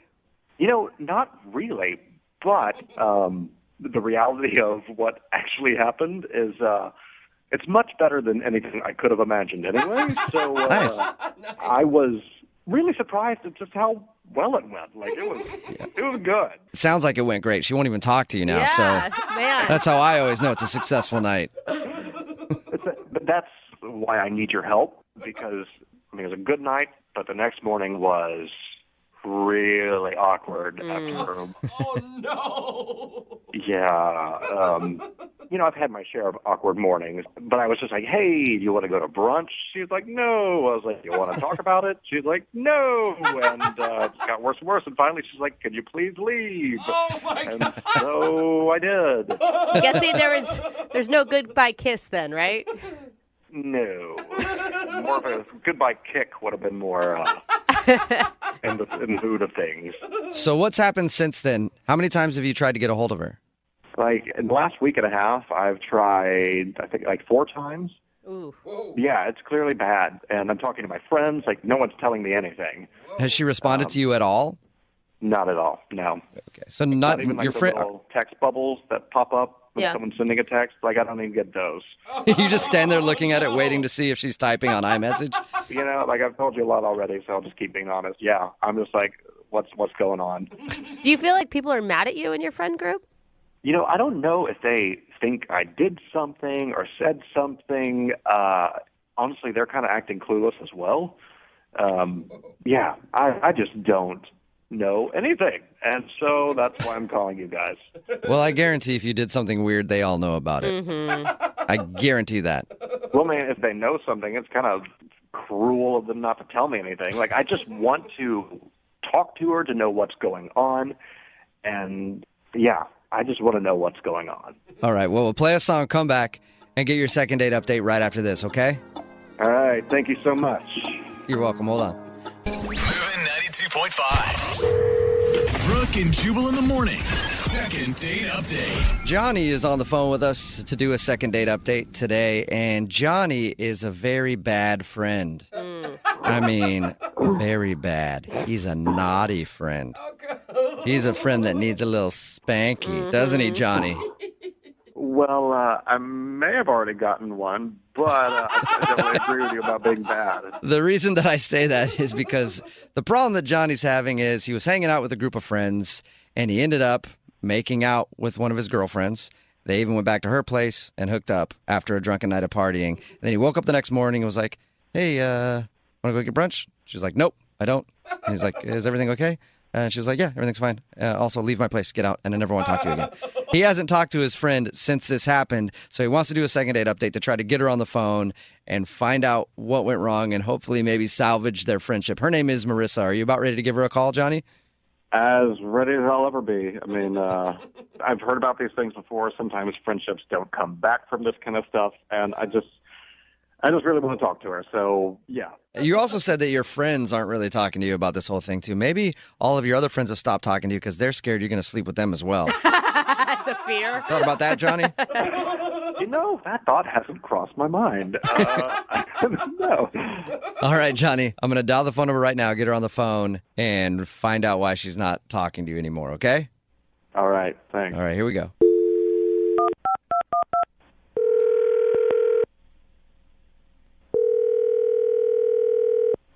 Hello. Hi, can I speak to Marissa, please? This is. Marissa, how are you? This is Jubal from Brooke and Jubal in the morning. I'm sorry, this is who? Jubal from Brooke and Jubal in the morning, the radio show? A radio show. Okay. How are you doing today? I'm okay. Listen, the reason I'm calling you is because we recently got an email from one of our listeners asking if I could get a hold of you. His name is Johnny, and I think you know him very well, actually. Yes, I do. You do, don't you? That's right. Well, the reason I'm calling is we do a segment on our show called the Second Date Update. Johnny emailed us about you. He told us all about your night together and that you guys have been friends for a while, and you kind of made some judgment errors the other night. And Wait, are you serious, though? He called a radio station and told them about what happened? he did. He told us that you guys were hanging out at a bar, and then, toward the end of the night, ended up making out, and then went back to your place. He didn't go into any detail on that. If you'd like to give us some detail, I'd be more than willing to hear it. But he just told us that you guys spent the evening together, and then when you woke up in the morning... Wait. He told you that he spent the night at my house? He told you that? He did. He didn't go into any more detail than that. Everything else I've made up in my head, and it was fantastic. But he didn't tell us anything more. He just said he stayed the night over there, and when you guys woke up in the morning, he had asked if you wanted to go get brunch or something. You said no, and then you kind of asked him to leave. I cannot believe that he called a radio station and told you guys that he spent the night at my house. I mean, what an asshole. Like, I hope that my friends aren't listening to this or... They don't know? I mean, some of them do, but it's not like I want this information broadcast literally over the radio. He didn't give us any information about what happened at your place, okay, if that's what you're worried about. But he is wondering why you won't talk to him now. I mean, is it just too weird? It is weird, but, I mean, I don't know. It's kind of embarrassing, If it's embarrassing for him, then why not tell us since he's the one that wants to hear it anyway? Okay, I guess. I mean, I think he's gonna flip out if he hears this. What? Yeah, but he already put your business out on the radio. Why not put his out there then? Sort of revenge. Friendly revenge. Yeah. I mean, we're not friends anymore, so... What? Whoa, is that bad? Whoa. Yeah, it was bad. It was that bad. What was so bad? Just what you guys did? Like the quality of it? I thought you said he didn't tell you anything about it. He didn't. I'm just making that up. I just really want to know exactly what happened. But no, he didn't give us any details. You just said it was bad, so I assumed you were talking about, the quality of what happened. No, I'm talking about what happened afterwards. Okay, what happened? So, after we were together, we're just lying there, talking or whatever, and he said something. It's bad. I don't want to say. Oh my God, I'm dying. I know. I really want to know. You have to tell us now. You can't just sell it like that and then end it. Okay. So he leaned over to me and he's like, "That was amazing." And he's like, "I've always had a thing for your mom." What? So now I know what it would be like to be with her. Oh my God. He was Are joking. you serious? I am totally serious. What did you do when he said that?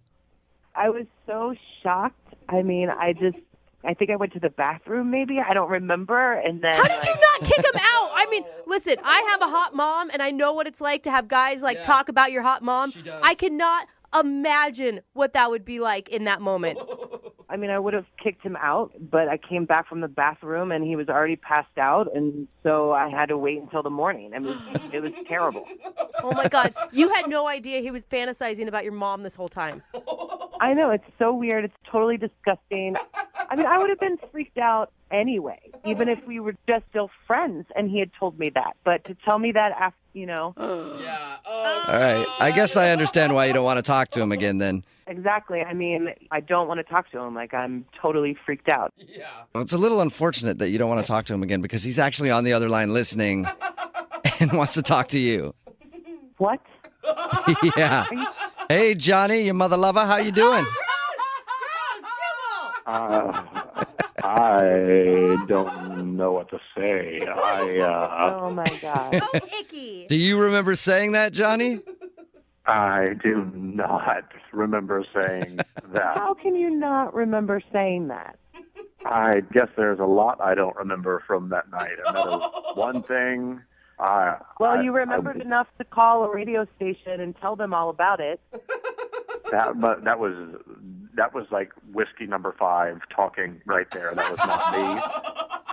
I cannot believe I said that. Dude. Do you have a thing for her mom for real?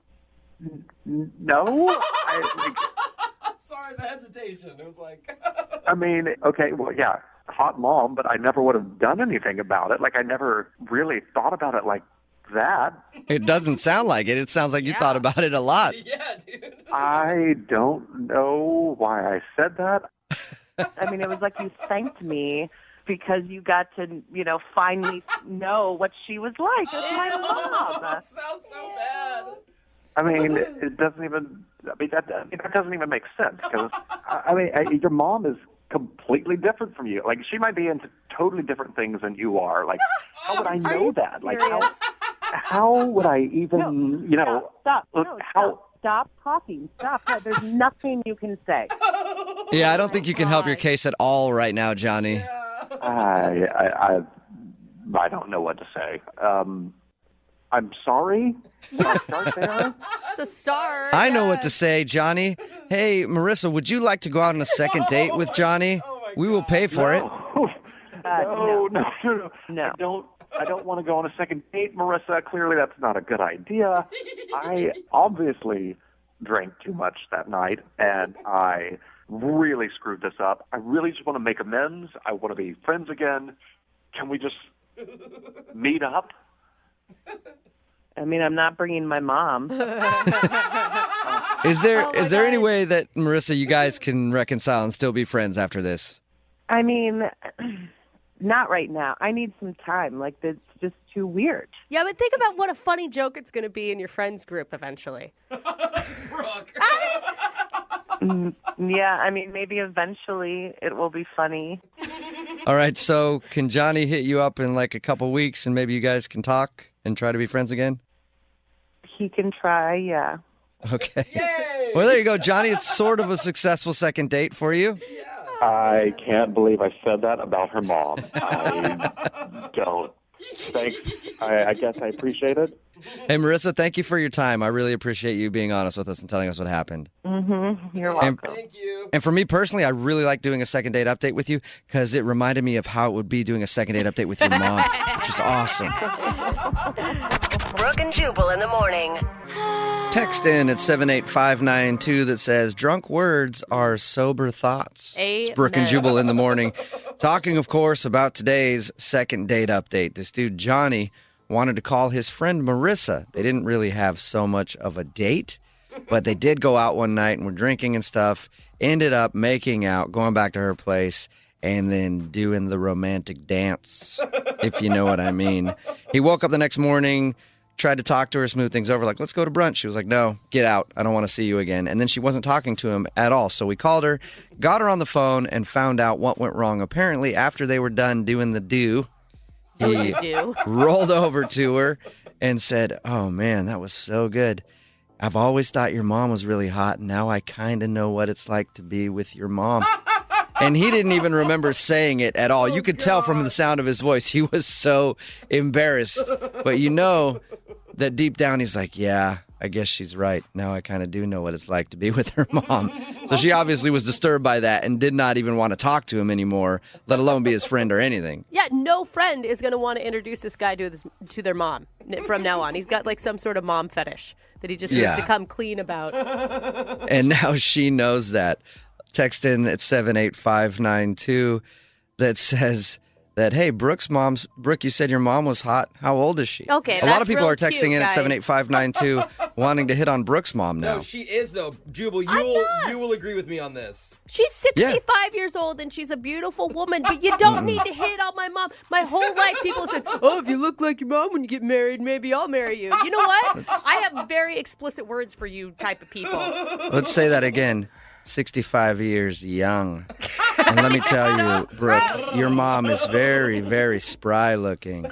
She's 65, but you can tell there's still a lot of youth in there. Yeah.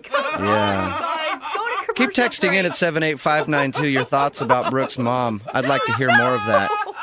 And if you want a second date update, all you have to do is email the show, Brooke and Jubal at movie925.com. We will call the person who didn't. Brooke and Jubal's second date update. Today's second date update, James is on the phone, and apparently he thought his date was going to be a super ugly weirdo. Whoa. But he still went on the date anyway, and now he's not getting a call back. What a risk. Yeah, it's a big risk. James, why'd you decide to take such a risk? I don't know. I was just kind of curious. I mean, her photos looked amazing, and I'm thinking, there's no way that she's real. I'm being catfished, I thought from the photos you thought she was a super ugly weirdo. Yeah, she's ugly. I'm gonna go. I'm gonna try this out. But maybe good looking wasn't working out for you. Sometimes you have to go a different route. Sure. No, but seriously, I really thought I was being catfished. Like, I showed the photos to all my friends, and they were convinced as well, Yeah. They're like, there's no way you can get somebody on that level. It's got to be a super ugly weirdo you're about to go out with. Sad. No, exactly. It was way out of my league, but I'm like, on the off chance she's real, like, I have to go. I owe it to myself. What were you feeling pulling up to this date? I mean, I assume you guys met somewhere. Well, we chose to meet at a public place. I just wanted to make sure I was safe because, like I said, I really, in the back of my mind, thought I was being catfished. Hey, and, it's smart. That's smart. I don't want to be kidnapped or something. I have no idea. But, so we picked a coffee shop. And when I get to the coffee shop, it really was her. Like, I just could not believe it. Wow. Oh my! Yeah. Did you almost want to leave? Like, wait, hold on. This wasn't what I actually was expecting. Abort. No, I know. Nothing like, things never work out like this. So I was excited. And I told her right away. I was like, I thought, I was being catfished. So I can't believe it. You're real. And then she took off a mask and she's like, nope, I'm a super ugly weirdo.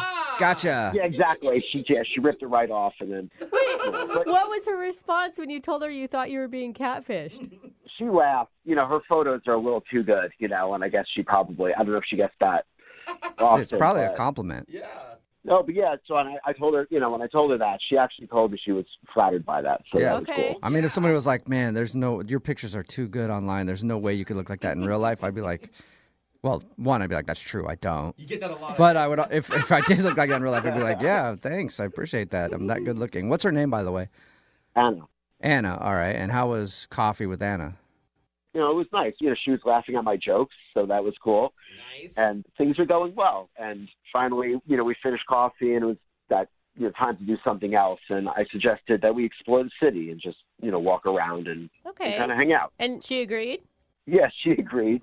And so we're walking around, and we find this antique store that looks very intriguing. Okay. So we go in there, and, they have, like, your typical kind of New Age books and lots of antiques and stuff. But they have this, like, big gem collection. So, quick backstory, my grandmother's really into gems and crystals and stuff and kind of raised me on them. So I know, a decent amount about it. So we're looking at the gems, and I'm explaining to her different ones and what I know about it. And she's just amazed that I know this, and we're looking at all of them. I decide I'm going to buy her a gem. This is going to be, my big move. Okay, bought her a diamond ring and proposed to her. And I proposed right there. Okay. No, I bought her this rose quartz, and it's a gem for love, right? That's like the rose quartz. So that's kind of nice. I know, right? I was like, all right, this will be great. And she was very flattered. She loved it. And I don't know, from there, it was just kind of, she had, other things to do. It was kind of the end of the date, I guess. And, it ended with a hug. Like, I didn't know if I should kiss her, but I didn't. And was it naturally the end of the date, or did it feel like after you bought the rose quartz, she was like, all right, gotta go? I know it sounds like that, but it wasn't that. It was just kind of a natural ending to our date. Okay. Good. But I haven't heard back from her, honestly, since that hug. And I kind of keep going over to my mind, like, should I have kissed her, or, should I have just made a date right then and there for, like, a second date? My friends told me play it cool and wait a few days, but I don't know. The more I think of it, my friends are just kind of idiots, and they're all single also. Yeah, exactly. Take advice from them. You don't think maybe, like, you gave her a gem for love and the L word might have scared her away too soon? Maybe, but I just feel like it's not like I just dropped down on one knee and proposed. That's actually the name of the gem. It's a gem for love. So you didn't give it to her and was like, I love you, and that's why I'm giving this love gem to you. Exactly. It's like Okay. a red rose, I don't know though. right? I'm kind of with. It feels like a lot to me. Like, wasn't there like a gem for happiness you could have picked, or a gem for like gratitude, or some other lovely feeling? A gem for let's have a second date. Yeah, exactly. I don't know if there's a second date, Jem, but we'll... A gem to text me back. That would have been nice. All right, we'll play a song and then come back and call her and get your second date update, okay? Yeah, any help you can give me would be great. Okay, we'll call her right after this. Hang on. Moving 92.5. Brooke and Jubal in the mornings. Second date update. Today's second date update makes you realize how distrusting people are when it comes to dating, especially online. As soon as you see a picture of somebody who you think is hot and normal, instantly you're like, nope, that's way too good to be true. It's some creepy dude in his mom's basement who's trying to steal my money or other things from me. I don't want to meet up with them. And that's what happened to James, who's on the phone for a second date update right now. He met this girl named Anna online, thought she was gorgeous and everything about her was cool, so he was convinced that he was being catfished. But he actually wasn't catfished. She showed up for coffee and she was exactly like her profile advertised. And he was obviously excited about that. They had coffee and then they walked around for a little bit, went into a store where they had a bunch of like rocks for sale. And I guess he's a big rock dude. He loves rocks and gems. And he even bought her a rose quartz rock to signify love or whatever. Oh, wow. I think that's how they describe it. This is for love or whatever.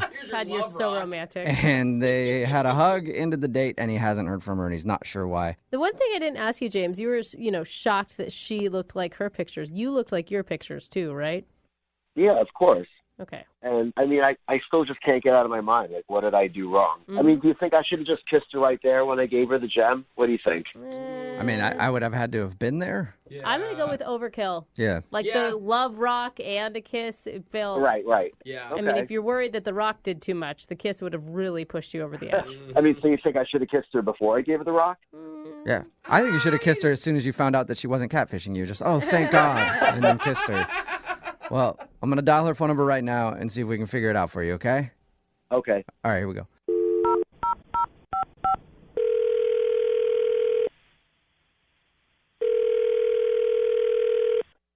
Hello? Hi, may I speak to Anna, please? This is Anna. Hey, Anna, how are you? This is Jubal from Brooke and Jubal in the morning. Hello? What's your name? Huh? What? I don't know what's going on here. I don't either anymore. Anna, my name is Jubal from a radio show called Brooke and Jubal in the morning. Your name's Jubal? Yeah.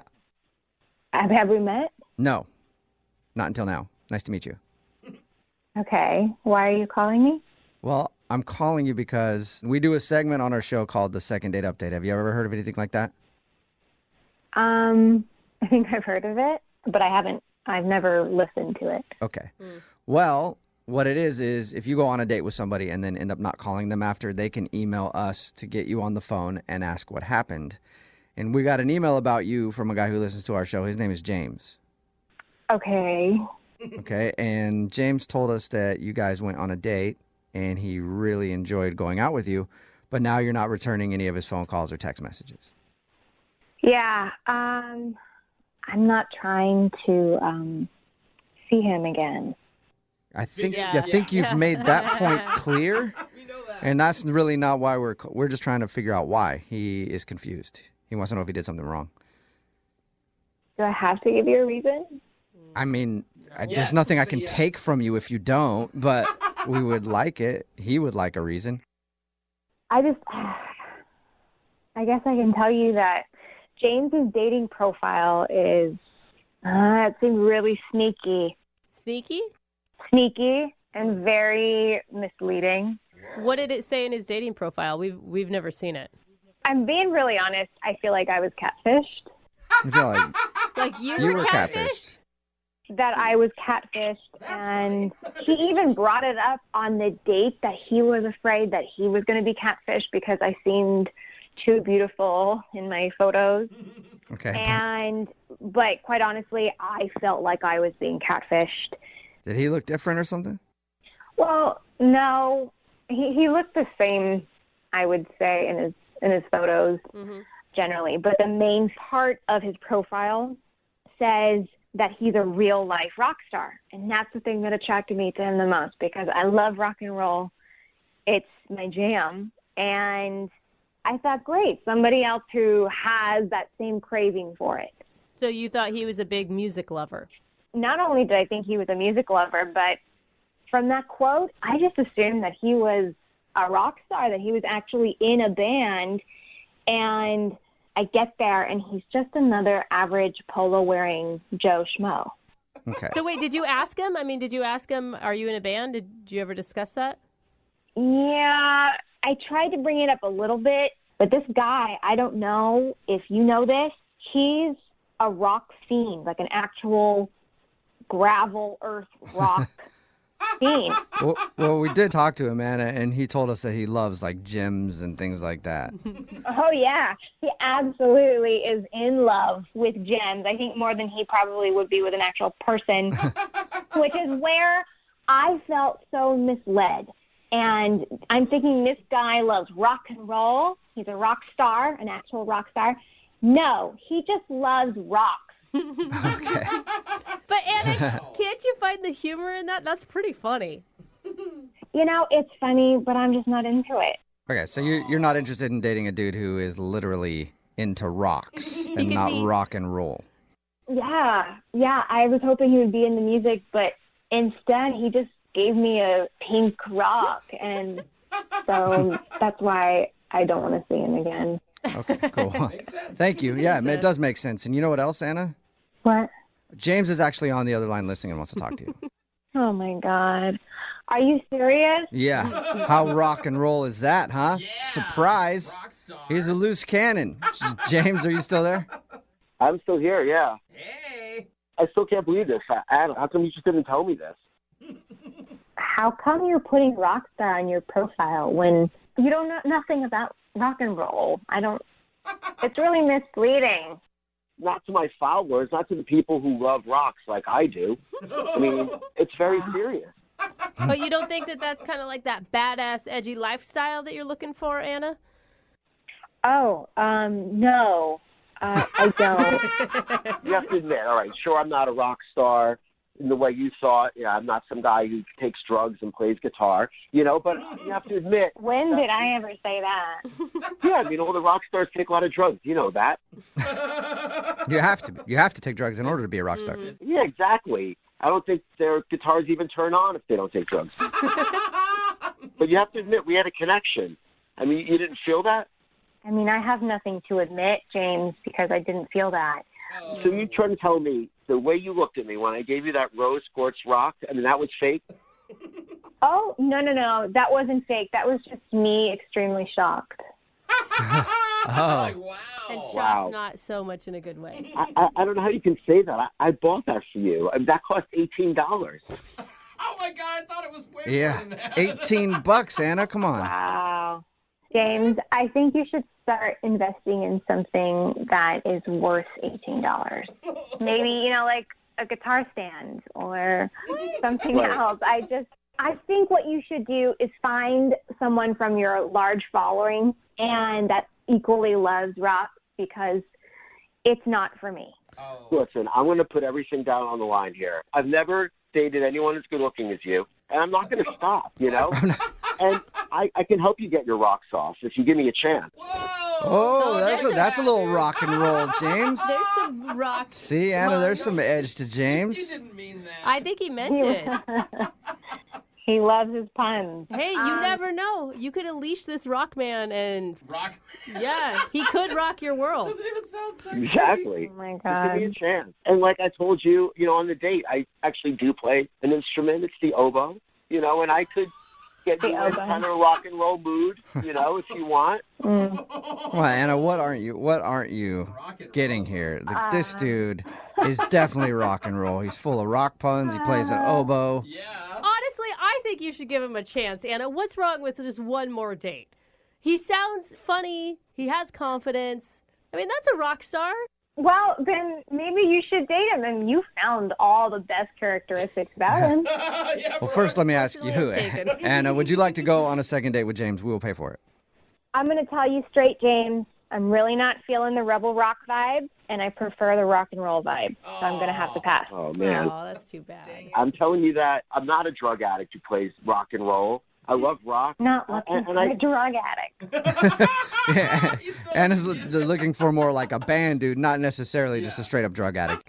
I don't want to take you to rehab, James. I just want to take someone on a second date. I just picture her trolling the streets for a crack addict. All right. If you don't want to go out with me, that's fine. But is it all right if I at least tell my friends that we're dating? Anna, is that okay? Yeah. Come on. You can't be that desperate. I really am that desperate. Like, I'll just pretend we're going out for like 2 or 3 weeks. You know, I mean, we sleep together all the time, obviously. But then, and then I'll just tell them I broke it off because you just, I don't know, you didn't love rocks or something like that. You broke it off. All right. I guess you're kind of funny. You can go out for 2 weeks with me with fake me, but then you're gonna have to end it, James. Is that a deal, James? All right, thank you. I feel like that's a win. Yeah, that is a successful second date update. You didn't get a second date out of it. You got a fake girlfriend for 2 weeks. Congratulations. Thanks, guys, for all your help. And I swear, you're not going to be sorry about this. You're going to have a great next 2 weeks.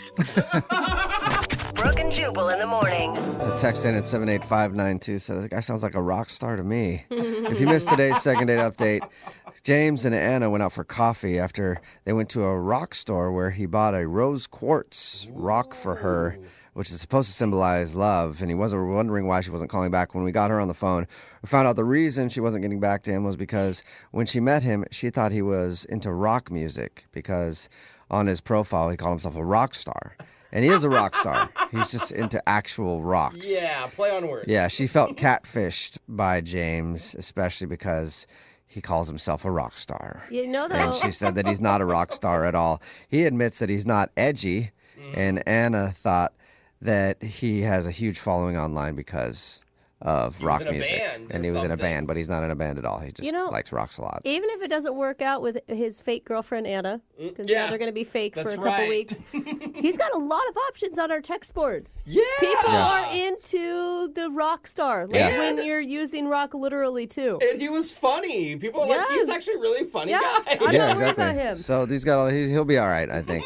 They didn't go out again. But remember, if you want to do a second date update, all you have to do is email the show, and we will call the person who didn't call you back. Also, if you've been in a car accident, don't email the show. I don't want to hear about it. But I know who does want to hear about it. The Advocates. It's 206-512-3555, online, advocateslaw.com. They'll make sure you get all the money that you're owed from the insurance companies if you're in a car accident, because the insurance companies don't want to just give you cash, and you might need medical bills paid or your expenses in getting your car repaired. And if you don't call them, then you're not going to get the best result. Trust me, consultation is free. They've gotten over $100 million for their clients, so give them a call, 206-512-3555, online, advocateslaw.com. I'm trying not to sneeze right now, so. Oh, I can hear it. Yeah, that's like, it's that tickling right in the top of your nose. Anyway, Brooke and Jubal's direct deposit is still on. Coming up in just 5 minutes, I'll be calling out a name worth $1,200. Brooke and Jubal's second date update. You ever schedule a date with somebody and then show up and that person isn't there, so you just go out with someone else? No. Yeah, me neither. Never happened to me. But apparently it happened to Sean, who's on the phone for a second date update right now. Find out how that happened in just a second. But Sean, what's up, man? How are you? Good. Thanks for taking my call. I'm curious what you guys think. No problem. Thank you for your email. You had an interesting situation with your first date. Sounds like it. Yeah. So it was a Tinder thing, and her name is Kate. We had a little flirty thing going as it happens up top, and then I offered to take her out, and she agreed. And I go to show up, and her roommate answers the door, and I'm like, is Kate here? I'm here to pick her up. And she kind of just freezes a little and is just like, sorry, I'll be right back. And so she just shuts the door and leaves me kind of hanging there, and then comes back, kind of takes a deep breath, and she's like, yeah, a bit of a mix-up here.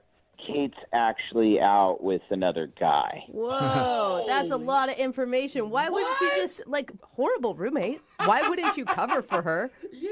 I don't know. I was kind of mortified. And I was like, all right. Wow. Yeah, what did you say to that?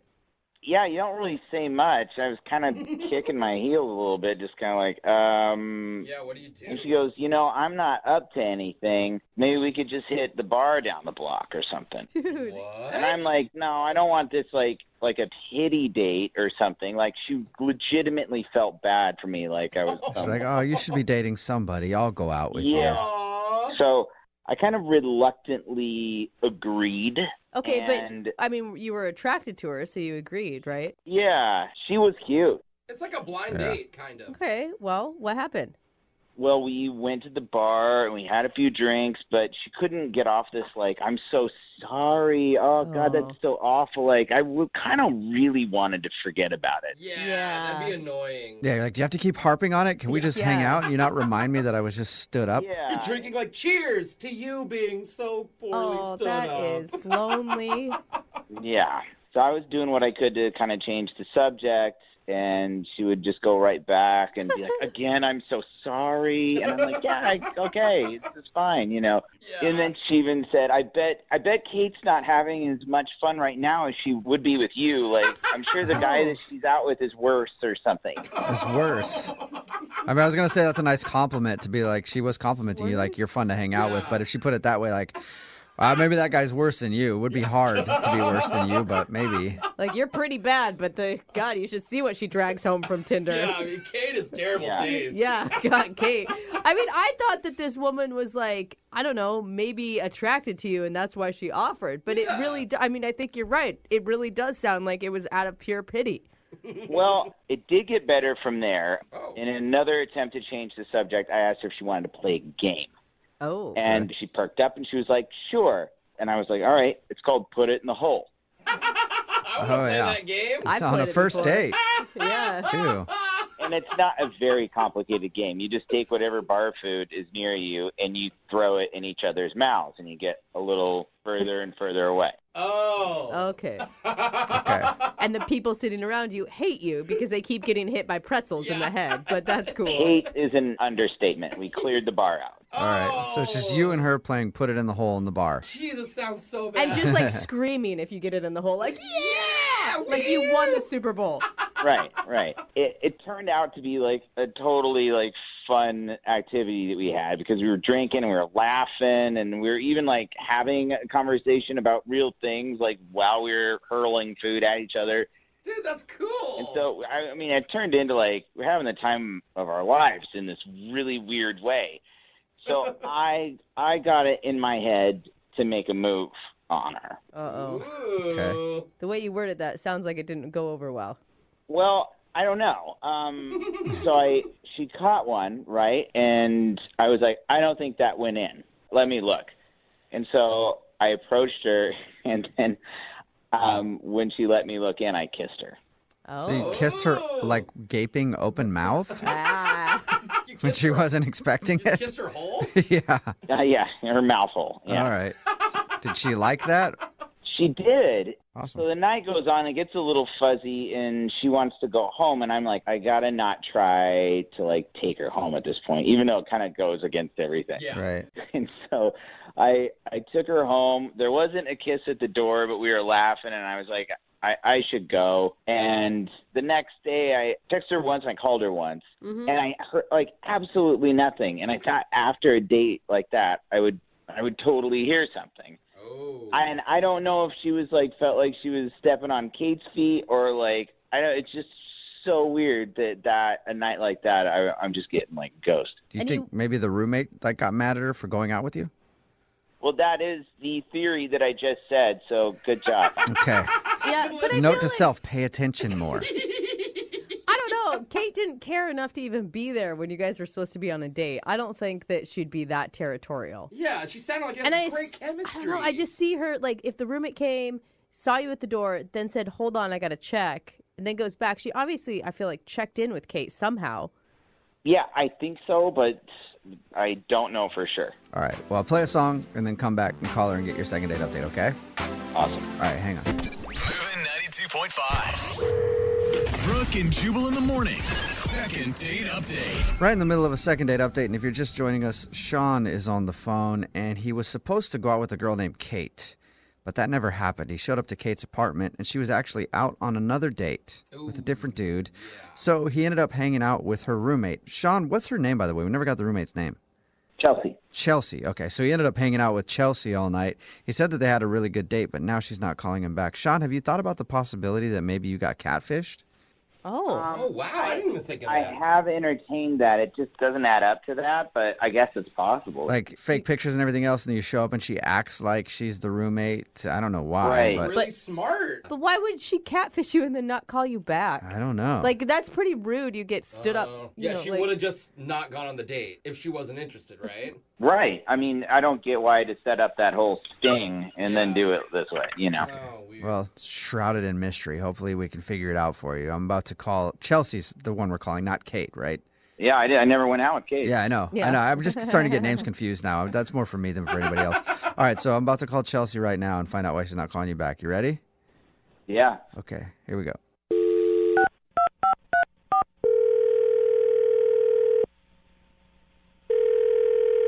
Hello, Hi, is this Chelsea?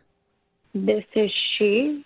Hi, Chelsea. How are you? This is Jubal from Brooke and Jubal in the morning. Oh, is this about my dry cleaning? Because I'm picking it up today, I promise. Oh, my God. Chelsea. No, it's not about your dry cleaning. But suddenly I understand who you are because I'm the same person. I will let them know, though, you're picking it up. Yeah, you're not going to, though. Let's be honest. Okay, I'm sorry. Who's this? This is Jubal from Brooke and Jubal in the morning. It's a radio show. Okay. And we don't do dry cleaning, but we might start. I'm confused. Did I win like a prize or something? No, we actually do a segment on our show called the Second Date Update. That's where if you go out on a date with somebody and then don't call them back after, they can email us to get you on the phone and try to find out what happened. So we got an email about you from a dude named Sean. Oh my God. Yeah. Okay. I mean, I know Sean. Yeah, he told us. He told us about how he actually was supposed to go on a date with your roommate. Yeah. He showed up and I felt really bad. So I just said, like, we can go to a bar and hang out for a little. Yeah. You pity dated him, is what he said. I mean, it wasn't like full on pity because, like, if I didn't want to hang, I wouldn't have. But, like, it's not like he had a date with me. But did you enjoy hanging out with him, though? He thought that you guys had a great time and actually had a really good date, even though he wasn't supposed to be on a date with you. Did he tell you, like, everything that happened, everything we talked about? I mean, here's what he told us. He said that you guys hung out at the bar and you played a game called Put It in the Hole, where you try to throw things in each other's mouths. He told us that you kissed, and he said at the end of the night, you guys were laughing and having fun, and he thought it would be totally cool to hit you up again for another date, but he's tried to do that, and you haven't answered him. Yeah. I mean, the game was, like, fun and all, but honestly, he doesn't seem really honest, and I'm kind of, like, skeptical if he was telling me the truth or not when we went out. What do you think he was lying about? Everything. Whoa. What? He said, like, he's been struck by lightning 3 times. Oh. And, like, I don't even know anyone who's been struck once. Yeah, that's pretty Yeah. rare. I mean, but, like, I could let that slide, but then, like, right after, he said it happened around the time that he was roommates with Zac Efron, like, before Zac Efron got famous. And, like, hasn't Zac Efron been famous since he was, like, 12? Like, that just didn't make sense. Yeah, I mean, there's definitely some flags flying up that say, like, compulsive liar. Yeah. Well, I mean, there's, like, more than... literally, the whole thing, I feel like, was a lie. He told me he, like, won the New York Marathon, but, like... He won it. Was disqualified because he lost, like, that number that you wear when you're running, you know? Oh, no. He was running so fast it flew off. All that running for nothing. I mean, like, he is in really good shape, but, like, to win a marathon, like, wouldn't I have heard about it? Like, if I Googled him, would have seen that? Like, Yeah, you would you know? think so. I know a dude like that who tells the tallest tales ever, and you're like, that did not happen. But, like, that's not even the worst of it. I think the worst one was he told me he hooked up with, like, 2 Victoria's Secret models on Kendrick Lamar's private jet. Oh, wow. So he's roommates with Zac Efron. He's on Kendrick Lamar's private jet, hooking up with Victoria's Secret models. And that was the 3rd time he got hit by lightning. Yeah. But wait, hold In the on. plane. He's getting stood up by your roommate on a Tinder date. Yeah. Like, That doesn't add you're up. right. There's a lot of things that are missing here. Totally lying. Well, she's the one that called BS on it. Like, I came home and I told her, and I was like, did he tell you any of this? Like, did he send you a picture of him, like, on a private jet or anything? And she was like, no, this guy is a liar. Don't talk to him ever again. Did you say anything to him on the date? Like, I like who you are without all these big lies. Like, you don't have to tell me this. I didn't like outright tell him that he was lying because he does like the way he told the stories. I started to believe him because, like, what do I know? I don't know if it's not true or not. Like, maybe he really does have this crazy, extravagant life. Who knows? Maybe we should ask because he's actually on the other line listening and wants to talk to you. Wait, he's what? He's on the other line and wants to talk to you. Unless Kendrick Lamar tried to call through, they might have taken his call. I don't know. Sean, are you still there? Yeah, I'm still here. Oh, my God. I'm a little bummed out that you're kind of like questioning my integrity. I mean, it's all of the things. Like, you're not that old. How could you have experienced all of this stuff? Well, I don't know, but I have. I mean, getting hit by lightning 3 times in a row isn't exactly a bragging thing. And I have medical records that says I've been lit up. Been lit up.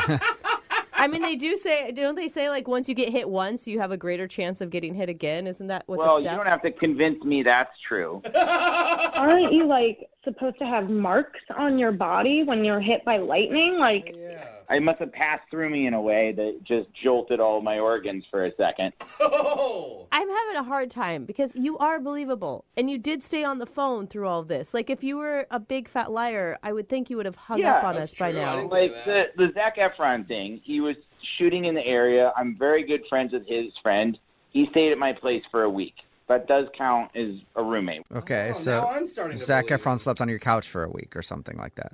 Yeah. And as far as the Victoria's Secret model thing, that really did happen. And I was on Kendrick Lamar's plane. Kendrick Lamar was not there, but I had to sign an NDA. What? Which means I shouldn't be even talking about it at all. On the radio, it's probably a huge no-no. But, like, I have pictures. I can't even show them. But it happened.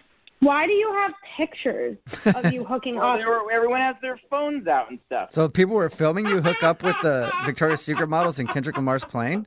Yeah, I didn't. To be clear, like, I didn't sleep with them. I just was hooking up with them and drinking champagne on the plane. And hey, to be fair, Chelsea, if I was hooking up with Victoria's Secret models, I would also have pictures of it. Like, that is a moment that you only get once in life. All right. What about you riding across the country on horseback? Did that really happen?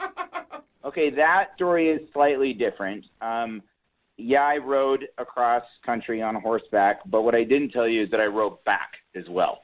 And I thought I was like, oh, I'm going to be bragging if I say I did a round trip. I think one time riding across the country on horseback raises enough questions. Yeah, you don't need to add that you rode back. You can see how these stories sound pretty made up, though, right? Look, you don't have to believe me on this, but they happened. I was there. I lived it. You're pretty convincing. And I actually believe the horseback thing. The one I have a problem with, Sean, is the marathon. You won the New York City Marathon. I won in my division. How fast did you run it? Look, you don't have to grill me like I'm some sort of liar. I know the truth. I was there. You weren't there. So get off my job, okay? What about you escaping the Mexican cartel? Did that really happen? Wow. You escaped the Mexican cartel. Okay, El Chapo. Oh, my God. All right. So, first of all, what I was doing down there, and I was a dumb kid, and I was trying to buy weed, and I got in the wrong place at the wrong time, and they took me for ransom. They take people for ransom. They call their families, and they're like, give me money, and we'll let them go. Trying to buy weed, and then I round up like in the middle of a huge coke deal between the cartels. It happens. It's rampant down there. I have heard. And so I will tell you how I got out of there. It wasn't very fancy, but we basically became friends, all of us, and joked around and smoked and drank while they waited for their money. And they trusted me enough to go take a leak out on the back deck, and then I just hoofed it and ran. Wow. So you're either the most interesting man on the planet or you're the biggest liar we've ever met. I am known for being the unluckiest and luckiest guy on the planet at the same time. All right. Well, Who knows you like that, though? Chelsea, would you like to get to know Sean? All of my friends. Would you like for Sean to prove it to you? Would you go on a second date with Sean? We'll pay for it. Then you guys can sit down and he can bring the medical records of his lightning strike. I just don't know because, like, I don't know if he's telling the truth or not. Like, he's got answers to every question. Like, I have answers to every question because they happened. It's real easy for me. Think about this. I've been going around telling people that I went on a Tinder date and that the date wasn't even there, but I took out her roommate. Like, that's already like... Yeah, weird stuff happens to you, man. You're an excellent liar, Sean. I commend you. Jubal's jealous. Yeah. Chelsea, what do you think? Do you want to give Sean one more shot? I do think I'm going to go on a date and see what happens. Oh, my gosh. All right. Sean, congratulations. You got a second date. Yay. Yeah, bring along your medical records and all that stuff. Well, I don't know if I can get my hands on them by then, but I'll see. Sure. Okay. Really? All right. Well, Convenient. hope your date goes well. And congratulations, Sean. Chelsea, thank you for your time, too. Thank you. Yeah. Yeah, she's like, I don't know. And Sean, the next time you go on Kendrick Lamar's private jet, invite, please. Yeah, dude. We don't actually talk anymore. It was his buddy's plane, so yeah. Okay. All right. Sure. Sounds legit. We'll see you. Brooke and Jubal in the morning. We've heard a lot of crazy dates for our second date updates. Yeah. People have done a lot of really weird things, but I don't think anybody can top what the dude on the phone for a second date update today did on his first date. Whoa, that's saying a Really? lot. Check this out. He went to the movies. Oh. No, Jubal, why do you do that? And Like, then- I always no, think it's going to get I'm crazy. not done yet. Okay. There's a twist. Before the movies, dinner. Crazy. Oh, my Man, Sean, where do you come up with this stuff? I mean, I wish I could think of date ideas like that, man. Look, I listened to your show. I've heard some crazy first date ideas. Yes. And they never work, like ever. Yes. So I wanted to do the most normal possible thing that I could think of. Well, then why'd you do dinner in a movie? That's like so weird. Yeah, no, man, call me crazy. I just decided to go for it that night. You are a wild card, Sean. What's funny about that is you're making fun of like crazy date ideas not working, but you did something normal and you're on the phone with us. No, I of course, I know. Of course that's what happened. Yeah, and I can't do anything normal or like have anything go the way it's supposed to go. Of course, I probably should have known that. All right, well, tell us about the girl you want to call today. What's her name? Julia is her name. Julia. And how did you meet Julia? We have a mutual friend who had a party at their place one night. Got to talking, got her number, and then I texted her, was like, do you want to go out, grab dinner, see a movie, something? And she was like, yeah, so that's what we did, like a week later. This, You're right, Jubal, this does sound crazy. I know, right? I mean... the most normal thing ever. Dude, where'd you find a girl that will see a movie on a first date? I know, it was amazing. I was like, I can't imagine that anybody there was going to go for it. I'm actually even more shocked that where'd you find a girl that you could meet in person? Because I didn't know people still did that. Yeah, and I'm usually not very good at like talking to somebody in person that I don't really know, but like we hit it off right away. That's awesome. Like I'm a big sports fan and like she loves hockey, and so we were able to talk about sports, so I knew like, okay, this is somebody that I could like connect with and like I could really see it going somewhere. Nice. So she shared your love of sweaty dudes as well. Totally. So both you guys sat there and talked about sweaty dudes for a little while, and you're like, let's go out. How did the date go? The date went fine. We got to the theater and we like talked a little bit. Some kind of weird thing happened in the lobby that like I thought was funny at the time, but like I don't know, now after some time she hasn't gotten back to me. I thought maybe this might be like weird. Okay, wait, hold on real quick before you get into what happened that was weird. You guys didn't do dinner before? You just met at the theater? No, we met at the theater. We went and had dinner at a place that was like right by there. Okay. Everything was going really well. Like we got along really well. We have a lot of the same things in common. So that was all really good. And then we went to the theater like right afterwards. Okay, So and that's where the weird thing happened. Yes. So we were in the lobby and I was going to go to concessions and grab us like popcorn and stuff like that. And so I was looking at her and we were talking and I wasn't paying attention. And I walked right into this little girl who was standing there with like a big, like one of those gigantic things of popcorn in her arms and like knocked this girl over and the popcorn went everywhere. Which makes it look way more dramatic than it probably even was. Totally, because she's like this tiny little girl with this giant popcorn and I'm like this big dude. And so like she goes flying to the floor. Oh my and gosh. Popcorn everywhere. And like it took me a second to even figure out like what actually happened. Like I was paying attention to Julia was telling me a story. So I froze and then just like I just like burst out laughing. Like I couldn't like it was horrible. This little girl's like laying there, but like it was so like shocking. But my instant reaction was to laugh, which is horrible. And like I felt really bad afterward. Yeah, maybe if you would have stopped and like helped the kid up instead of just standing there over her and laughing. Honestly, man, I didn't even have like a chance to. Like by the time like I figured out what happened, like her mom came over and she started yelling at me. So like this mom is all in my face and like she's pissed, and I was apologizing, but like I still couldn't kind of stop laughing. Was the little girl crying as well? Oh yeah, no, she fell and like instantly started crying. Like it was horrible. Wait, did you ever get to apologize to her mom and to the kid? Yes,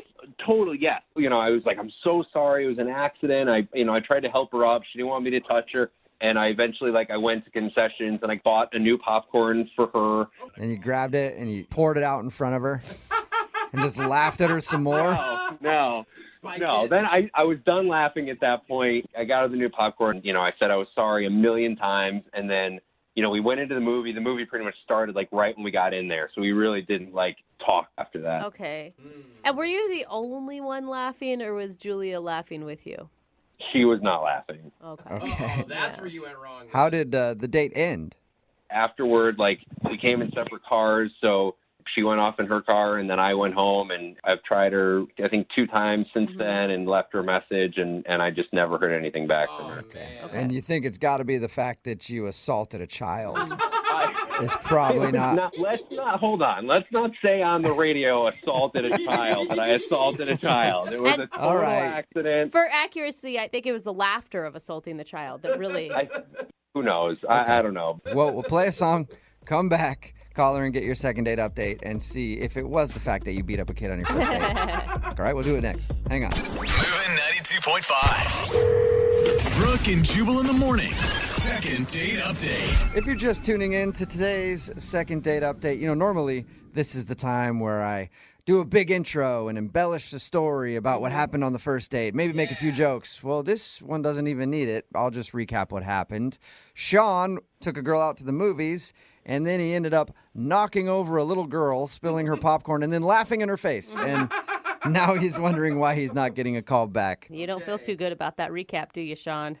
Doesn't sound good when you say it. No. Nothing does. But, to your defense, you did apologize profusely, buy the little girl new popcorn. I mean, if this really is the reason that this girl isn't calling you back, do you want to go out with her again? Yeah, of course I want to go out with her again. She was hot. I totally want to. Okay. All right. Well, I'm going to dial her phone number right now, see if we can get her on the phone and find out what happened, okay? Okay. All right.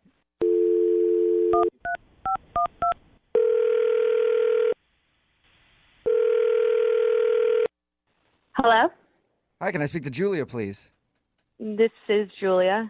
Hey, what's up, Julia? How are you? This is Jubal from Brooke and Jubal in the morning. I'm sorry, what? Who? Jubal from Brooke and Jubal in the morning. It's a radio show. Okay. Yeah. How's it going? Hi.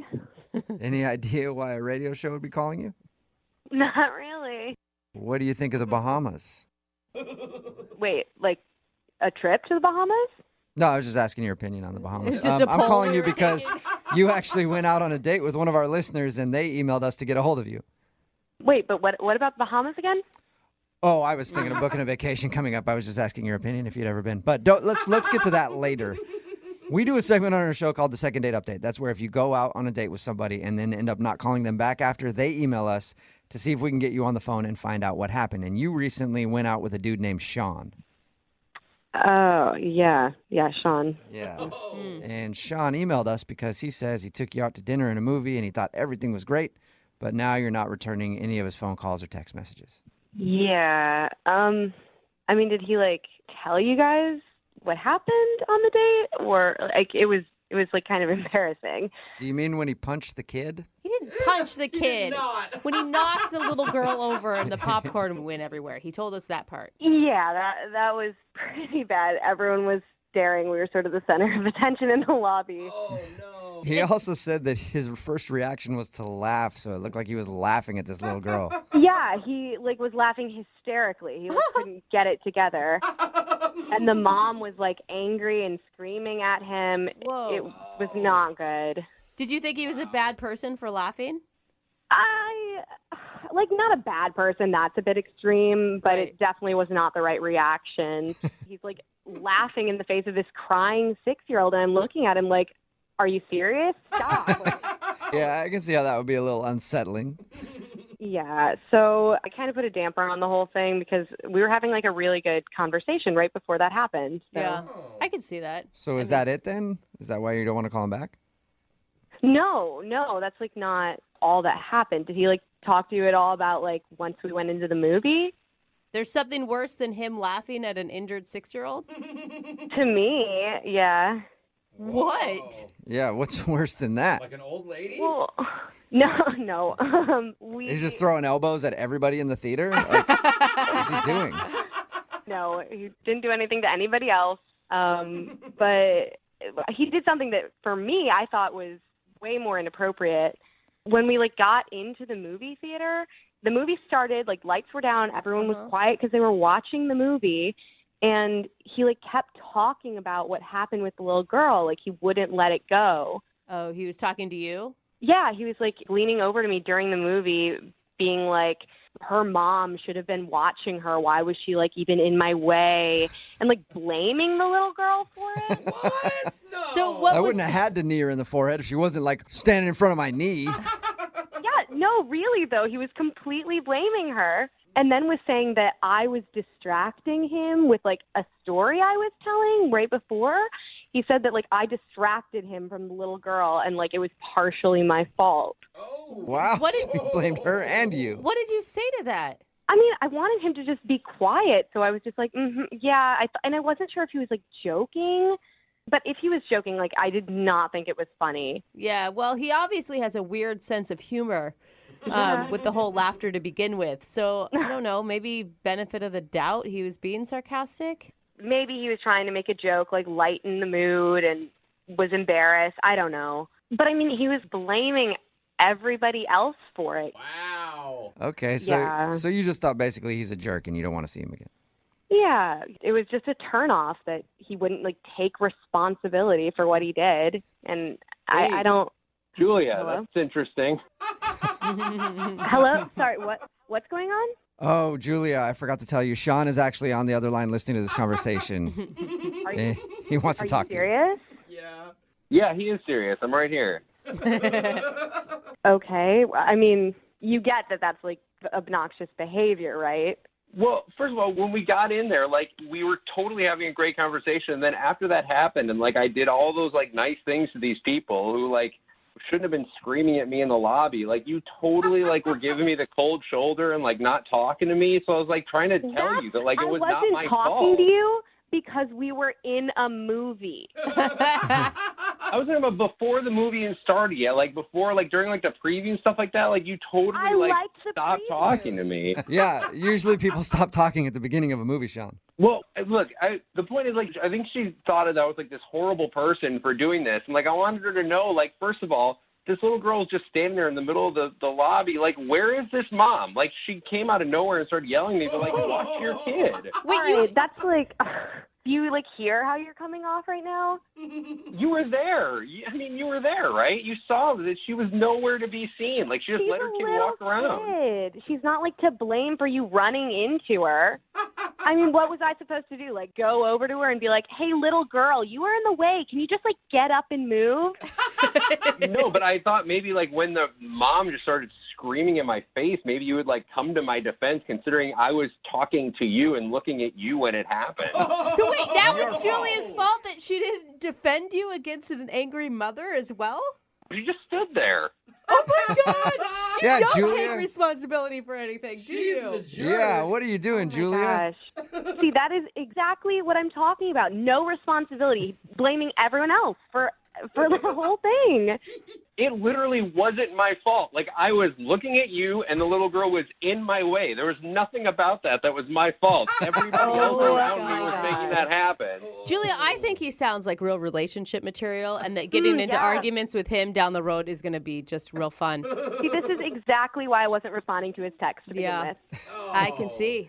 I get it. Okay, I am coming across as a bad guy here, and I am not the bad guy in this. Like, if I could, like, diagram this out for you, like, the way that we were walking and the way that Julia was facing, she could see the kid in front of me. Like, she watched me walk right into her. She had like a good 3 seconds easily Julia, to warn me it was going to happen. You monster, Julia. How could you just watch that kid about to get wrecked by Sean in the movie theater? Set the kid up. Oh my! I cannot believe what you're saying right now. He's ready to. You're like a detective now. He's ready to submit diagrams of what happened.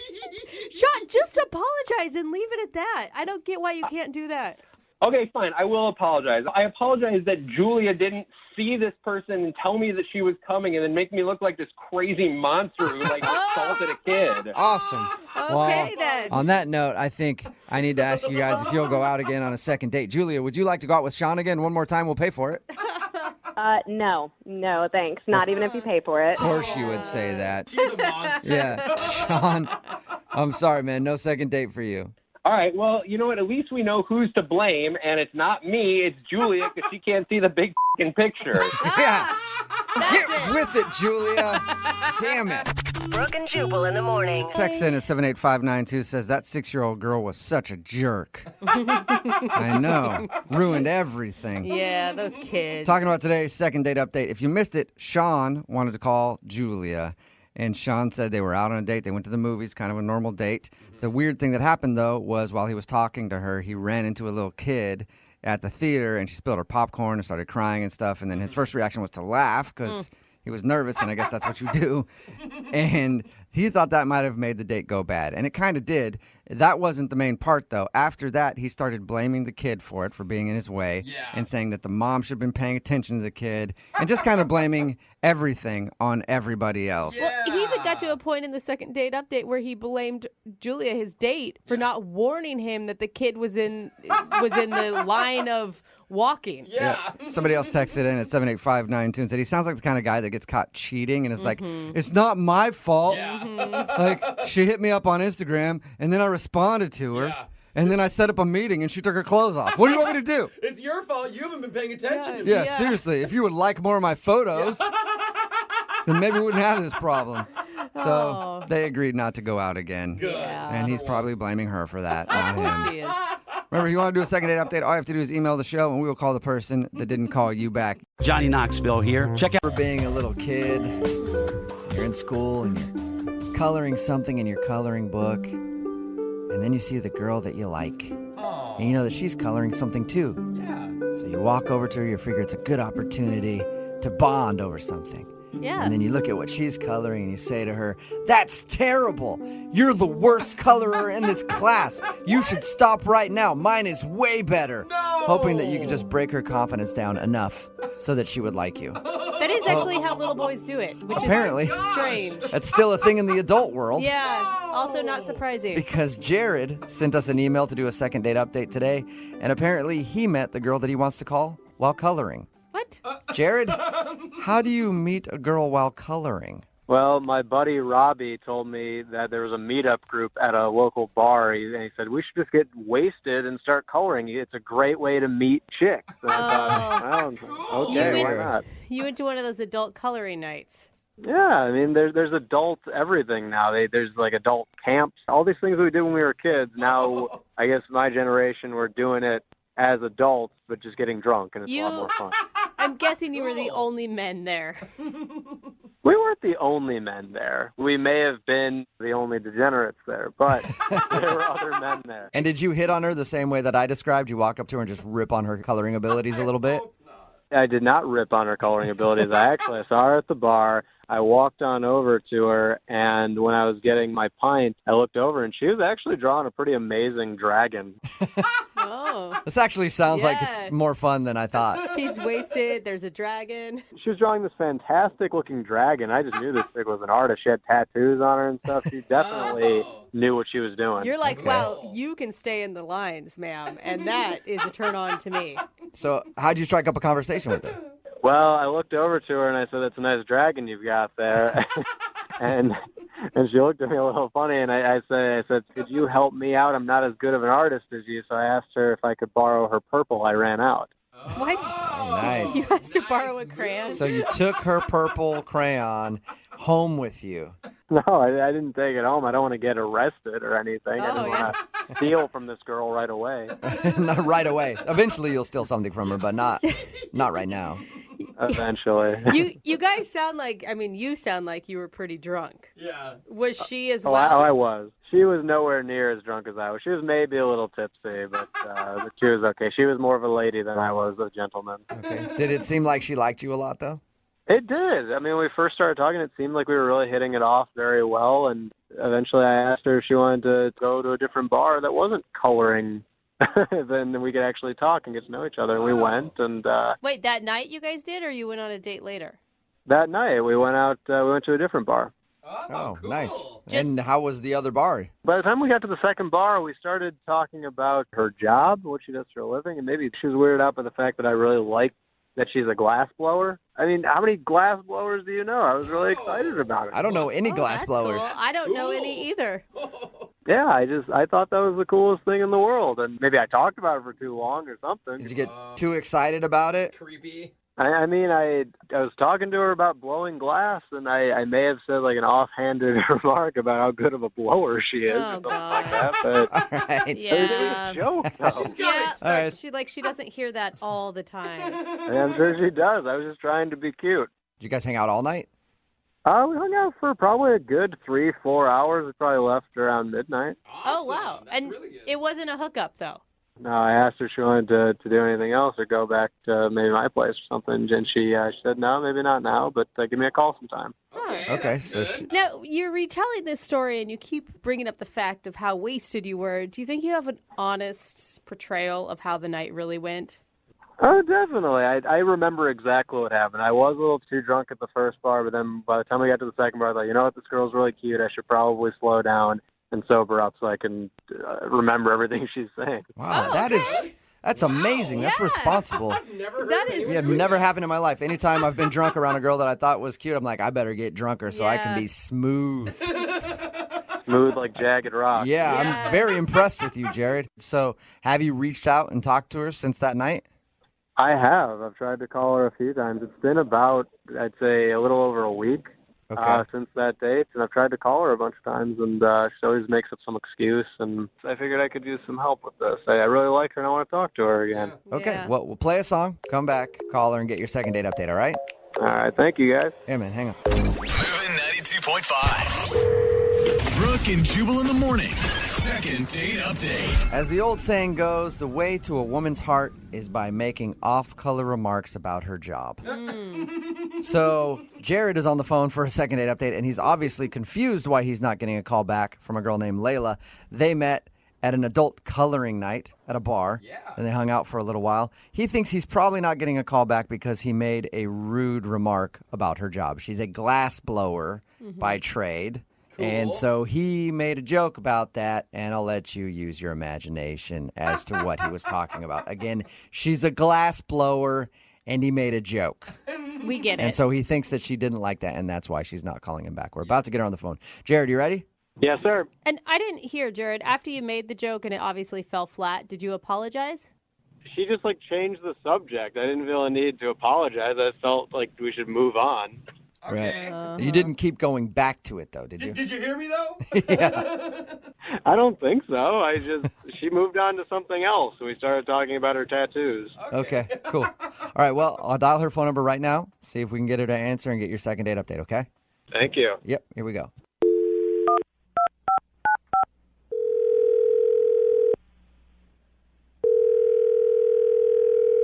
Hello? Hi, can I speak to Layla, please? Yeah, this is she. Can I ask who's calling? Sure you can. Okay, who's calling? Oh, Jubal from Brooke and Jubal in the morning. Who? Jubal from Brooke and Jubal in the morning. It's a radio show. It's always funny to me. What's all that? That is Brooke and Jose and me, Jubal, we're from all Brooke and here. Jubal in the morning. It's a radio show. Okay. Hi, everybody. Hi. Still not What's putting going it on? together, are you? What's going on? Well, I'm calling you today because we actually got an email about you from one of our listeners. His name is Jared. Okay. And Jared told us about the night that you guys met. Did he? Yeah. And he said It that just he gets really weirder. liked you, and he's been trying to get a hold of you for a second date, but you keep saying you're busy. Yeah, he called me last night, and I ignored his call. Yeah, he said that you've been ignoring all of his calls. Is there a particular reason? It just wasn't what I thought it was. Could you just tell him you didn't reach me or something? Well, I mean, can you give me anything specific that I can tell him? He did. Look, he told us that you're a glass blower, right? Oh, yeah, he mentioned that. Yeah, he did. Great job, by the way. That's really cool. But he said that he also made a really bad joke about blowing things. Oh. And he thinks that that's the reason you're not calling him back. I mean, among other things. Was it, I mean, like, that was bad and made me roll my eyes. Did he just come off kind of like a bro?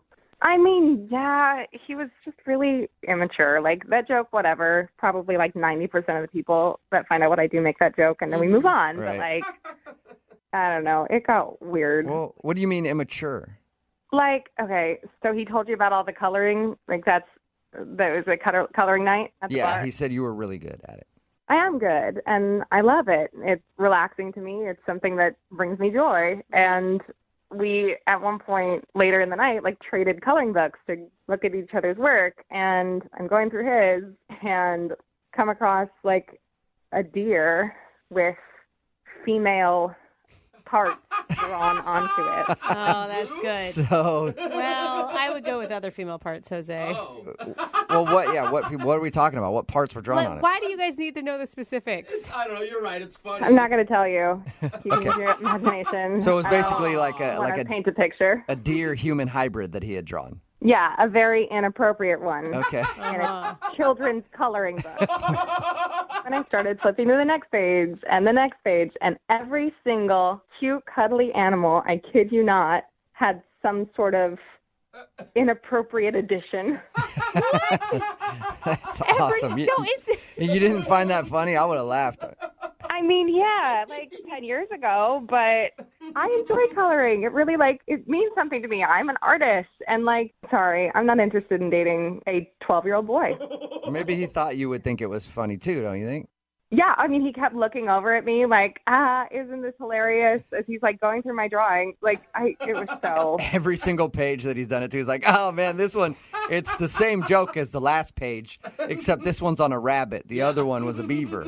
I kid you not. He said to me at one point, hey, look at this giraffe. Guess what's longer than its neck? Oh, my gosh.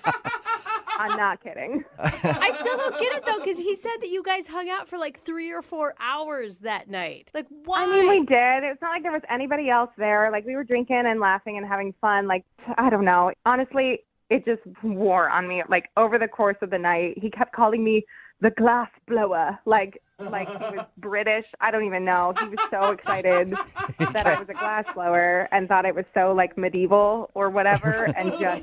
It was so obnoxious, you guys. Okay. Well, I have some news for you, glassblower. Jared is actually on the other line and wants to talk to you. Oh, my God. Are you guys serious? Yeah. Jared, you there? Yes, I am here. And hello to you, glass blower. He's not stopping with it. Jared, she didn't like that you kept calling her that. I wouldn't continue it. Come on. She thought it was funny. She laughed every time I called her glass blower. It made me laugh, but I don't know if for the same reasons. I mean, honestly, dude, it was really obnoxious. I was laughing more at my life and the circumstances that brought me to that moment. You could have fooled me. You seemed like you were enjoying yourself. After all those drinks I was buying, you seemed like a really condescending I have to tell you. Whoa! Wow. I mean, did you not wonder why I kept needing another drink? Like, Jared, that was intense, man. Why are you name calling all of a sudden? Because I was doing a nice thing. I was taking this girl out to another bar, and we were having a good time. And now she's saying that I'm acting like a 12-year-old, and that you didn't even ask about any of those things. You just laughed along, and on the inside, you hated my drawing. Jared, in her defense, what is she supposed to ask you about drawing genitalia on woodland creatures? If it was so offensive to you, why didn't you say anything? Not to mention, half of those were my buddy Rob's anyway, which you didn't even care to ask about. Oh, He's offended. Well, who's defensive about the drawings? You don't make fun of me or Rob. I mean, I'm sorry. I didn't know that half of them were your buddy Rob. But, like, the second I saw them it became pretty clear to me that you were not somebody I could have a conversation with. And, like, you know, Well, what else then am I why gonna did do? you continue to have a conversation with me for the next 4 or 5 hours? Well, I wanted to be out that night. It was my one night out a week, and, like, you know, whatever. It was fine, but I don't want to pursue it again. You know what I mean? I just don't feel like seeing you again, which is why I avoided your calls, and now I'm on the radio. Like, what are you thinking? Wow, my God. I thought you were way more fun than this. I guess sober you are just obnoxious to be around. Wow. Jared, how can you not own up to any of that? Like showing a girl a bunch of boobs and other parts and then glass blower joke, like the whole thing is pretty obnoxious. God, you too? What is it with you guys? We were getting wasted at a bar and coloring in coloring books. It's supposed to be fun. No, this is serious stuff, Jared. Well, apparently, for the girl that has Tolstoy written on her arm, it must be pretty serious. Listen. All right. It sounds like what you need is some 21-year-old co-ed who's going to go do shots off of you at a bar, and, like, maybe you guys can color on each other with markers or something. That's just not something I'm interested in, okay? You know, you should be dating some 50-year-old college professor with erectile dysfunction that wears nothing but tweed jackets every day. Great. If I can have a conversation with him, I'm set. All right, well, it looks like you two have figured out your type at least, but I still have to ask the question. Layla, would you like to go on a second date with Jared? We will pay for it. Yeah, I'm good. No, sure? It sounds like you were right on the fence. It does, doesn't it? Yeah, I hope to never see him again unless, you know, like, I need some boobs put on the glass I blew. You know what? This really was eye-opening to me. I don't need to date this girl ever again. Thank you guys for doing this for me. I guess I just need a college girl that has no brains in her head at all, right? Yeah, please, enjoy. Just don't call me anymore, okay? I will, glass blower woman. Enjoy your life. Glass blower woman. Glass blower you're woman. very witty. Thank you so much for gracing us. You are the glass blower woman. Yes, Blow okay. away. Thank you so much for your wit. Glass blower! Brooke and Jubal in the morning. Text message in at 78592 says, OMG, that dude is hilarious. I totally would go out with him. Another one that says, I have a great sense of humor, and that guy is annoying. Yeah, of course, that's totally. about today's second date update. Jared wanted to call a girl named Layla. They met at an adult coloring night at a bar. People are doing that now where you go and color.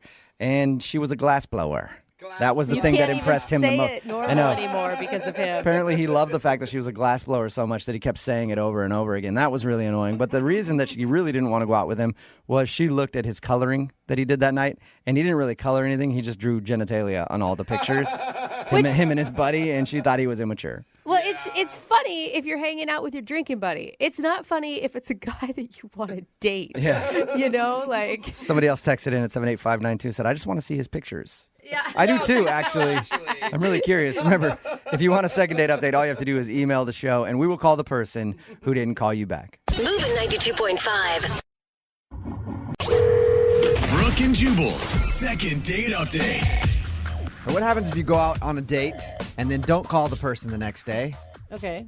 and then have a change of heart a year later? What? Why That's would you... what we're talking about in today's second date update. Philip is on the phone with us right now. He met a girl named Hannah during a karaoke night a year ago Okay. and is deciding just to get a hold of her now. Why? Philip? Well, I recently served overseas in the Marine Corps. It's kind of a long story with me and Hannah, really.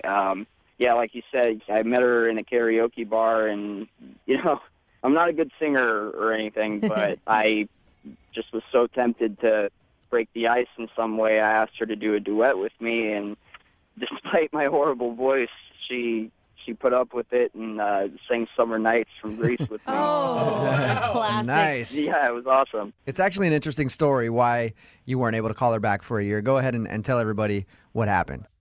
I had to ship out for the Marine Corps, and, you know, I told her I'd call her. I was very much attracted to this woman, but I just couldn't let myself start something that I knew I was going to have to put on hold. You know what I mean? So are you stationed back here again, or, I mean, you're home? Yeah, I am back, and that's kind of why I'm contacting you guys, you know. Your email says that you promised to call her and you feel bad because you haven't.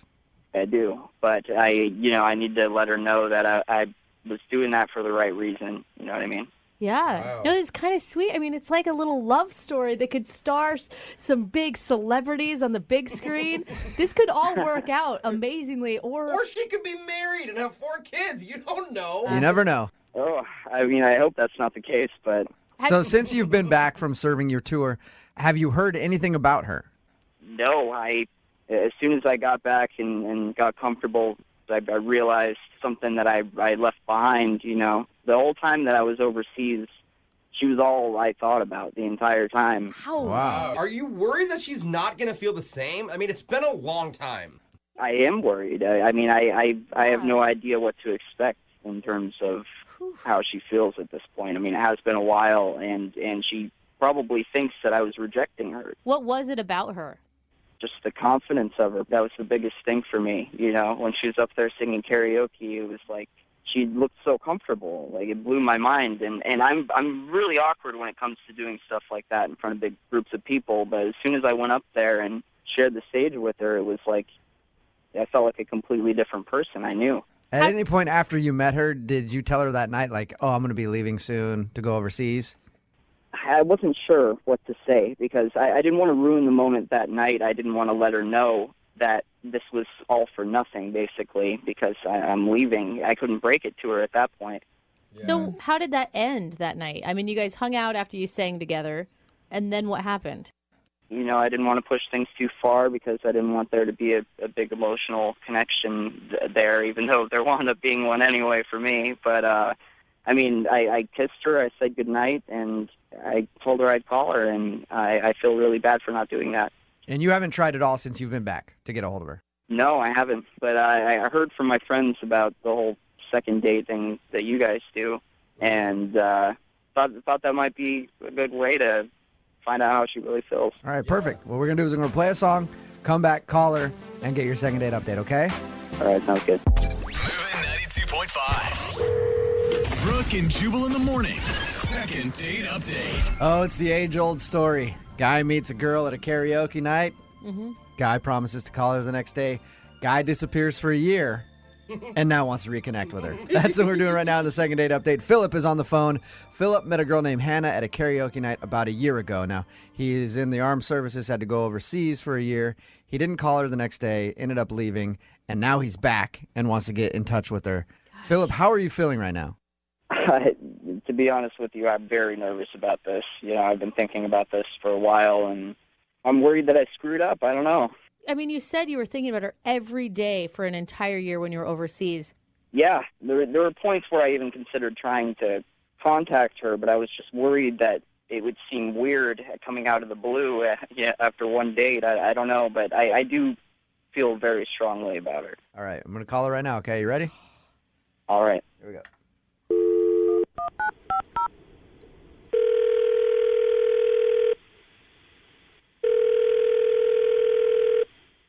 Hello? Hey, is this Hannah? This is? Hannah, how are you? This is Jubal from Brooke and Jubal in the morning. What? This is Jubal from Brooke and Jubal in the morning. It's a radio show. How you doing? Is this a joke? What is this? No, it's not a joke. I know this is going to sound kind of weird, but do you remember meeting a guy named Philip at a karaoke night about a year ago? What what's going on? Does that story about meeting a guy named Philip a year ago at a karaoke night sound familiar to you? How do you know about Phil? Oh, Phil and I go way back. Yeah. I've known him for longer than you have.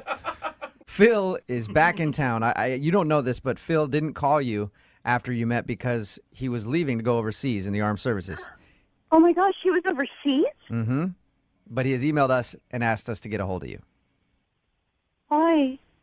Because he says that he really connected with you that night a year ago. And now you don't know this, but in his words, he said he's thought about you the entire time, and now he's back, and he wanted to get a hold of you.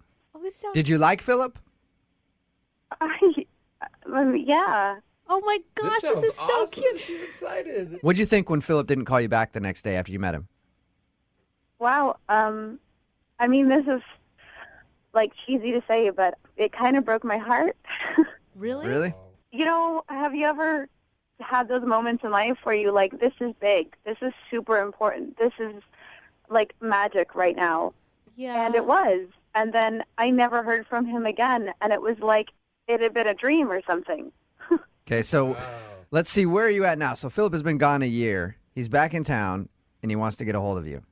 Wow. I wish I had known. I spent like 4 months pining over this one evening, but then a couple months ago, a friend set me up with a friend, and I've been seeing him for a couple of months. Yeah, but how serious is it? I mean, we're only a couple months in, and you're obviously, like, pining over a guy for 4 months is crazy after one night. A guy that you met on one night, you have no idea about, but you've been seeing somebody for a little while. Yeah, I've got a boyfriend. Yeah. Okay. But there's something so powerful that's happening here. So you have a boyfriend. Yeah. Okay. Now, do you want to talk to Philip at all? I don't know. I asked the question because Philip is actually on the other line right now. What? Hi, Anna. How are you? Oh my God. Are you there? Hi. Yeah, I'm here. Hi. Listen, honestly, right now I'm really disappointed. Not in you by any means, just in myself for letting this go as long as I did. And I didn't expect you to wait for me, but I really need to tell you that that night, it meant a lot to me. That's the first time in my life where I've really felt like I met someone that took me out of my shell, you know. For the first time, I felt like I was around somebody that I could be completely honest with, and I couldn't stop thinking about it while I was overseas, but I felt so guilty for not calling you and for not telling you that I was going there in the first place. And oh, I wish you had. I wish you had. I really wish I had. I didn't know. I thought maybe you didn't have the experience that I had. No, I want you to know that I did, and I'm not doing this like at this point. Everything that I'm saying, I'm not doing in spite of your boyfriend to try to steal you away from him or anything. I'm speaking completely from my heart, and that night meant so much to me. It really got me through my stint overseas, you know. But I understand if you have a boyfriend. I'm not trying to intrude on that. I want you to know how I feel. You're so sweet, and the connection that we shared was so amazing. I wish you called me sooner. I know the timing is horrible, but I have to try. You know, I have to. When I feel strongly about a person, I can't just give up on that person. So both you guys felt the same way about that night. That is so crazy. Yeah. I think we did, yeah. And are you, like, in love with your boyfriend? I mean, have you guys gone to that level?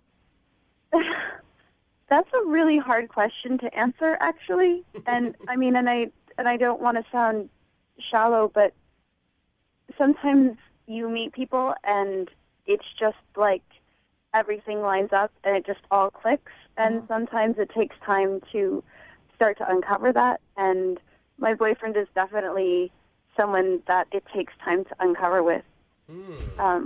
Is that what you're saying, Hannah, that like you still don't really feel as strongly about your boyfriend as you do about that night with Philip?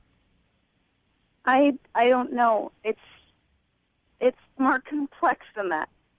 I just know if I was in your situation, I would go back to this boyfriend, and all I could think about was this man who's come back into my life after a year, and what am I doing? Look, I don't know. This has gotten really complicated all of a sudden, listen, and really unexpectedly. I'm not trying to create problems for you. That's not something I want to do. That was never my intention. But feelings are feelings. You can't ignore them. Hannah, what if we send you guys out on a second date? We will pay for it. Are we allowed to do that? She's a boyfriend. Yeah, of course we are. Honest. Meet up with him. You guys can have a conversation. You don't have to. It doesn't even have to be called a date if you don't want it to be. If you have a boyfriend. I mean, that night is it's one of the most vivid experiences of my life. And it feels like it would be wrong to ignore that. And this could get me in really big trouble. No, Hannah, you don't ever have to tell your boyfriend. This isn't something we can ignore. You know, we can't just go on with our lives and pretend that didn't happen. I think it's worth seeing if that was just a one-off fluke or if there actually is something there. And if there is, then I have some hard decisions to make. So, Hannah, you are going to go out with Philip again? Yeah. Yes. Awesome. Yes. Are you going to tell your boyfriend? Yeah, I am. I mean, I want to be completely upfront about this whole thing. I don't want to leave things to chance again. Okay, my next question, we're running a little light on content. Can we do it tomorrow at like 7:10? Can we do it on the air? Brooke and Jubal in the morning. That was a second date update that happened a few years ago. Oh, my gosh. And now Philip and Hannah are back on the phone with us to do a second date update. Hey, guys, how are you?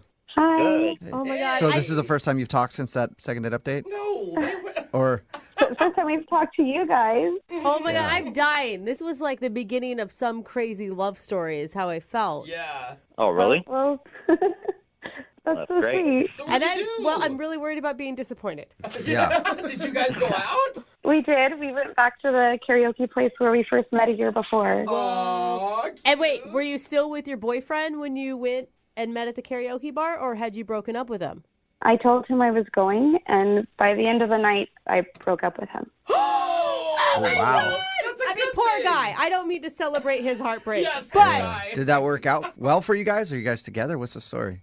Well, I mean, the connection was like just totally reestablished. It felt like exactly like it felt the first time, you know? So.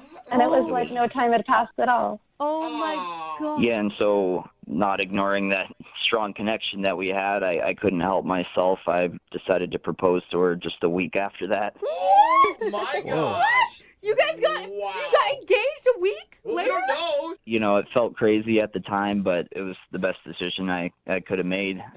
We It was got the best married a decision month we could have after. made. So Did you said say you yes. got married a month after? Yeah, Damn. yeah. Whoa. We we were enthusiastic about the whole thing, and still are. You know, it was very spontaneous, but it just made sense. I spent so long thinking of her. She spent so long thinking of me. Oh my gosh. What did your family and friends say when you got married a month after meeting? Well, we ended up having a really tiny wedding, just us at the courthouse because we didn't have the money to hold a big party. Oh. Yeah, military money only stretches so far. Right. So how's it going? Well, Well, it's been great. I mean, like we had to kind of economically find a game plan, but I actually lucked out because a buddy of mine, he kept telling me over and over again, like, hey man, Bitcoin's the way to go. Like, seriously, if you want to make money off of the next big thing, you got to stuff everything into that. So me and Hannah conspired and decided to throw all our money in, and luckily enough, we were in when Bitcoin peaked out, and so we sold it off, and Good. you know, we made the right choice. You sold it So you right guys are like time. Bitcoin rich? Well, I mean, we we're are. well off enough to get by on that. We're not working, so I mean, wow. Dude, living the dream. Yeah, that You're worked like, out. Dude. We might be taking, regular vacations to Turks and Caicos and Portugal, and we went to Japan.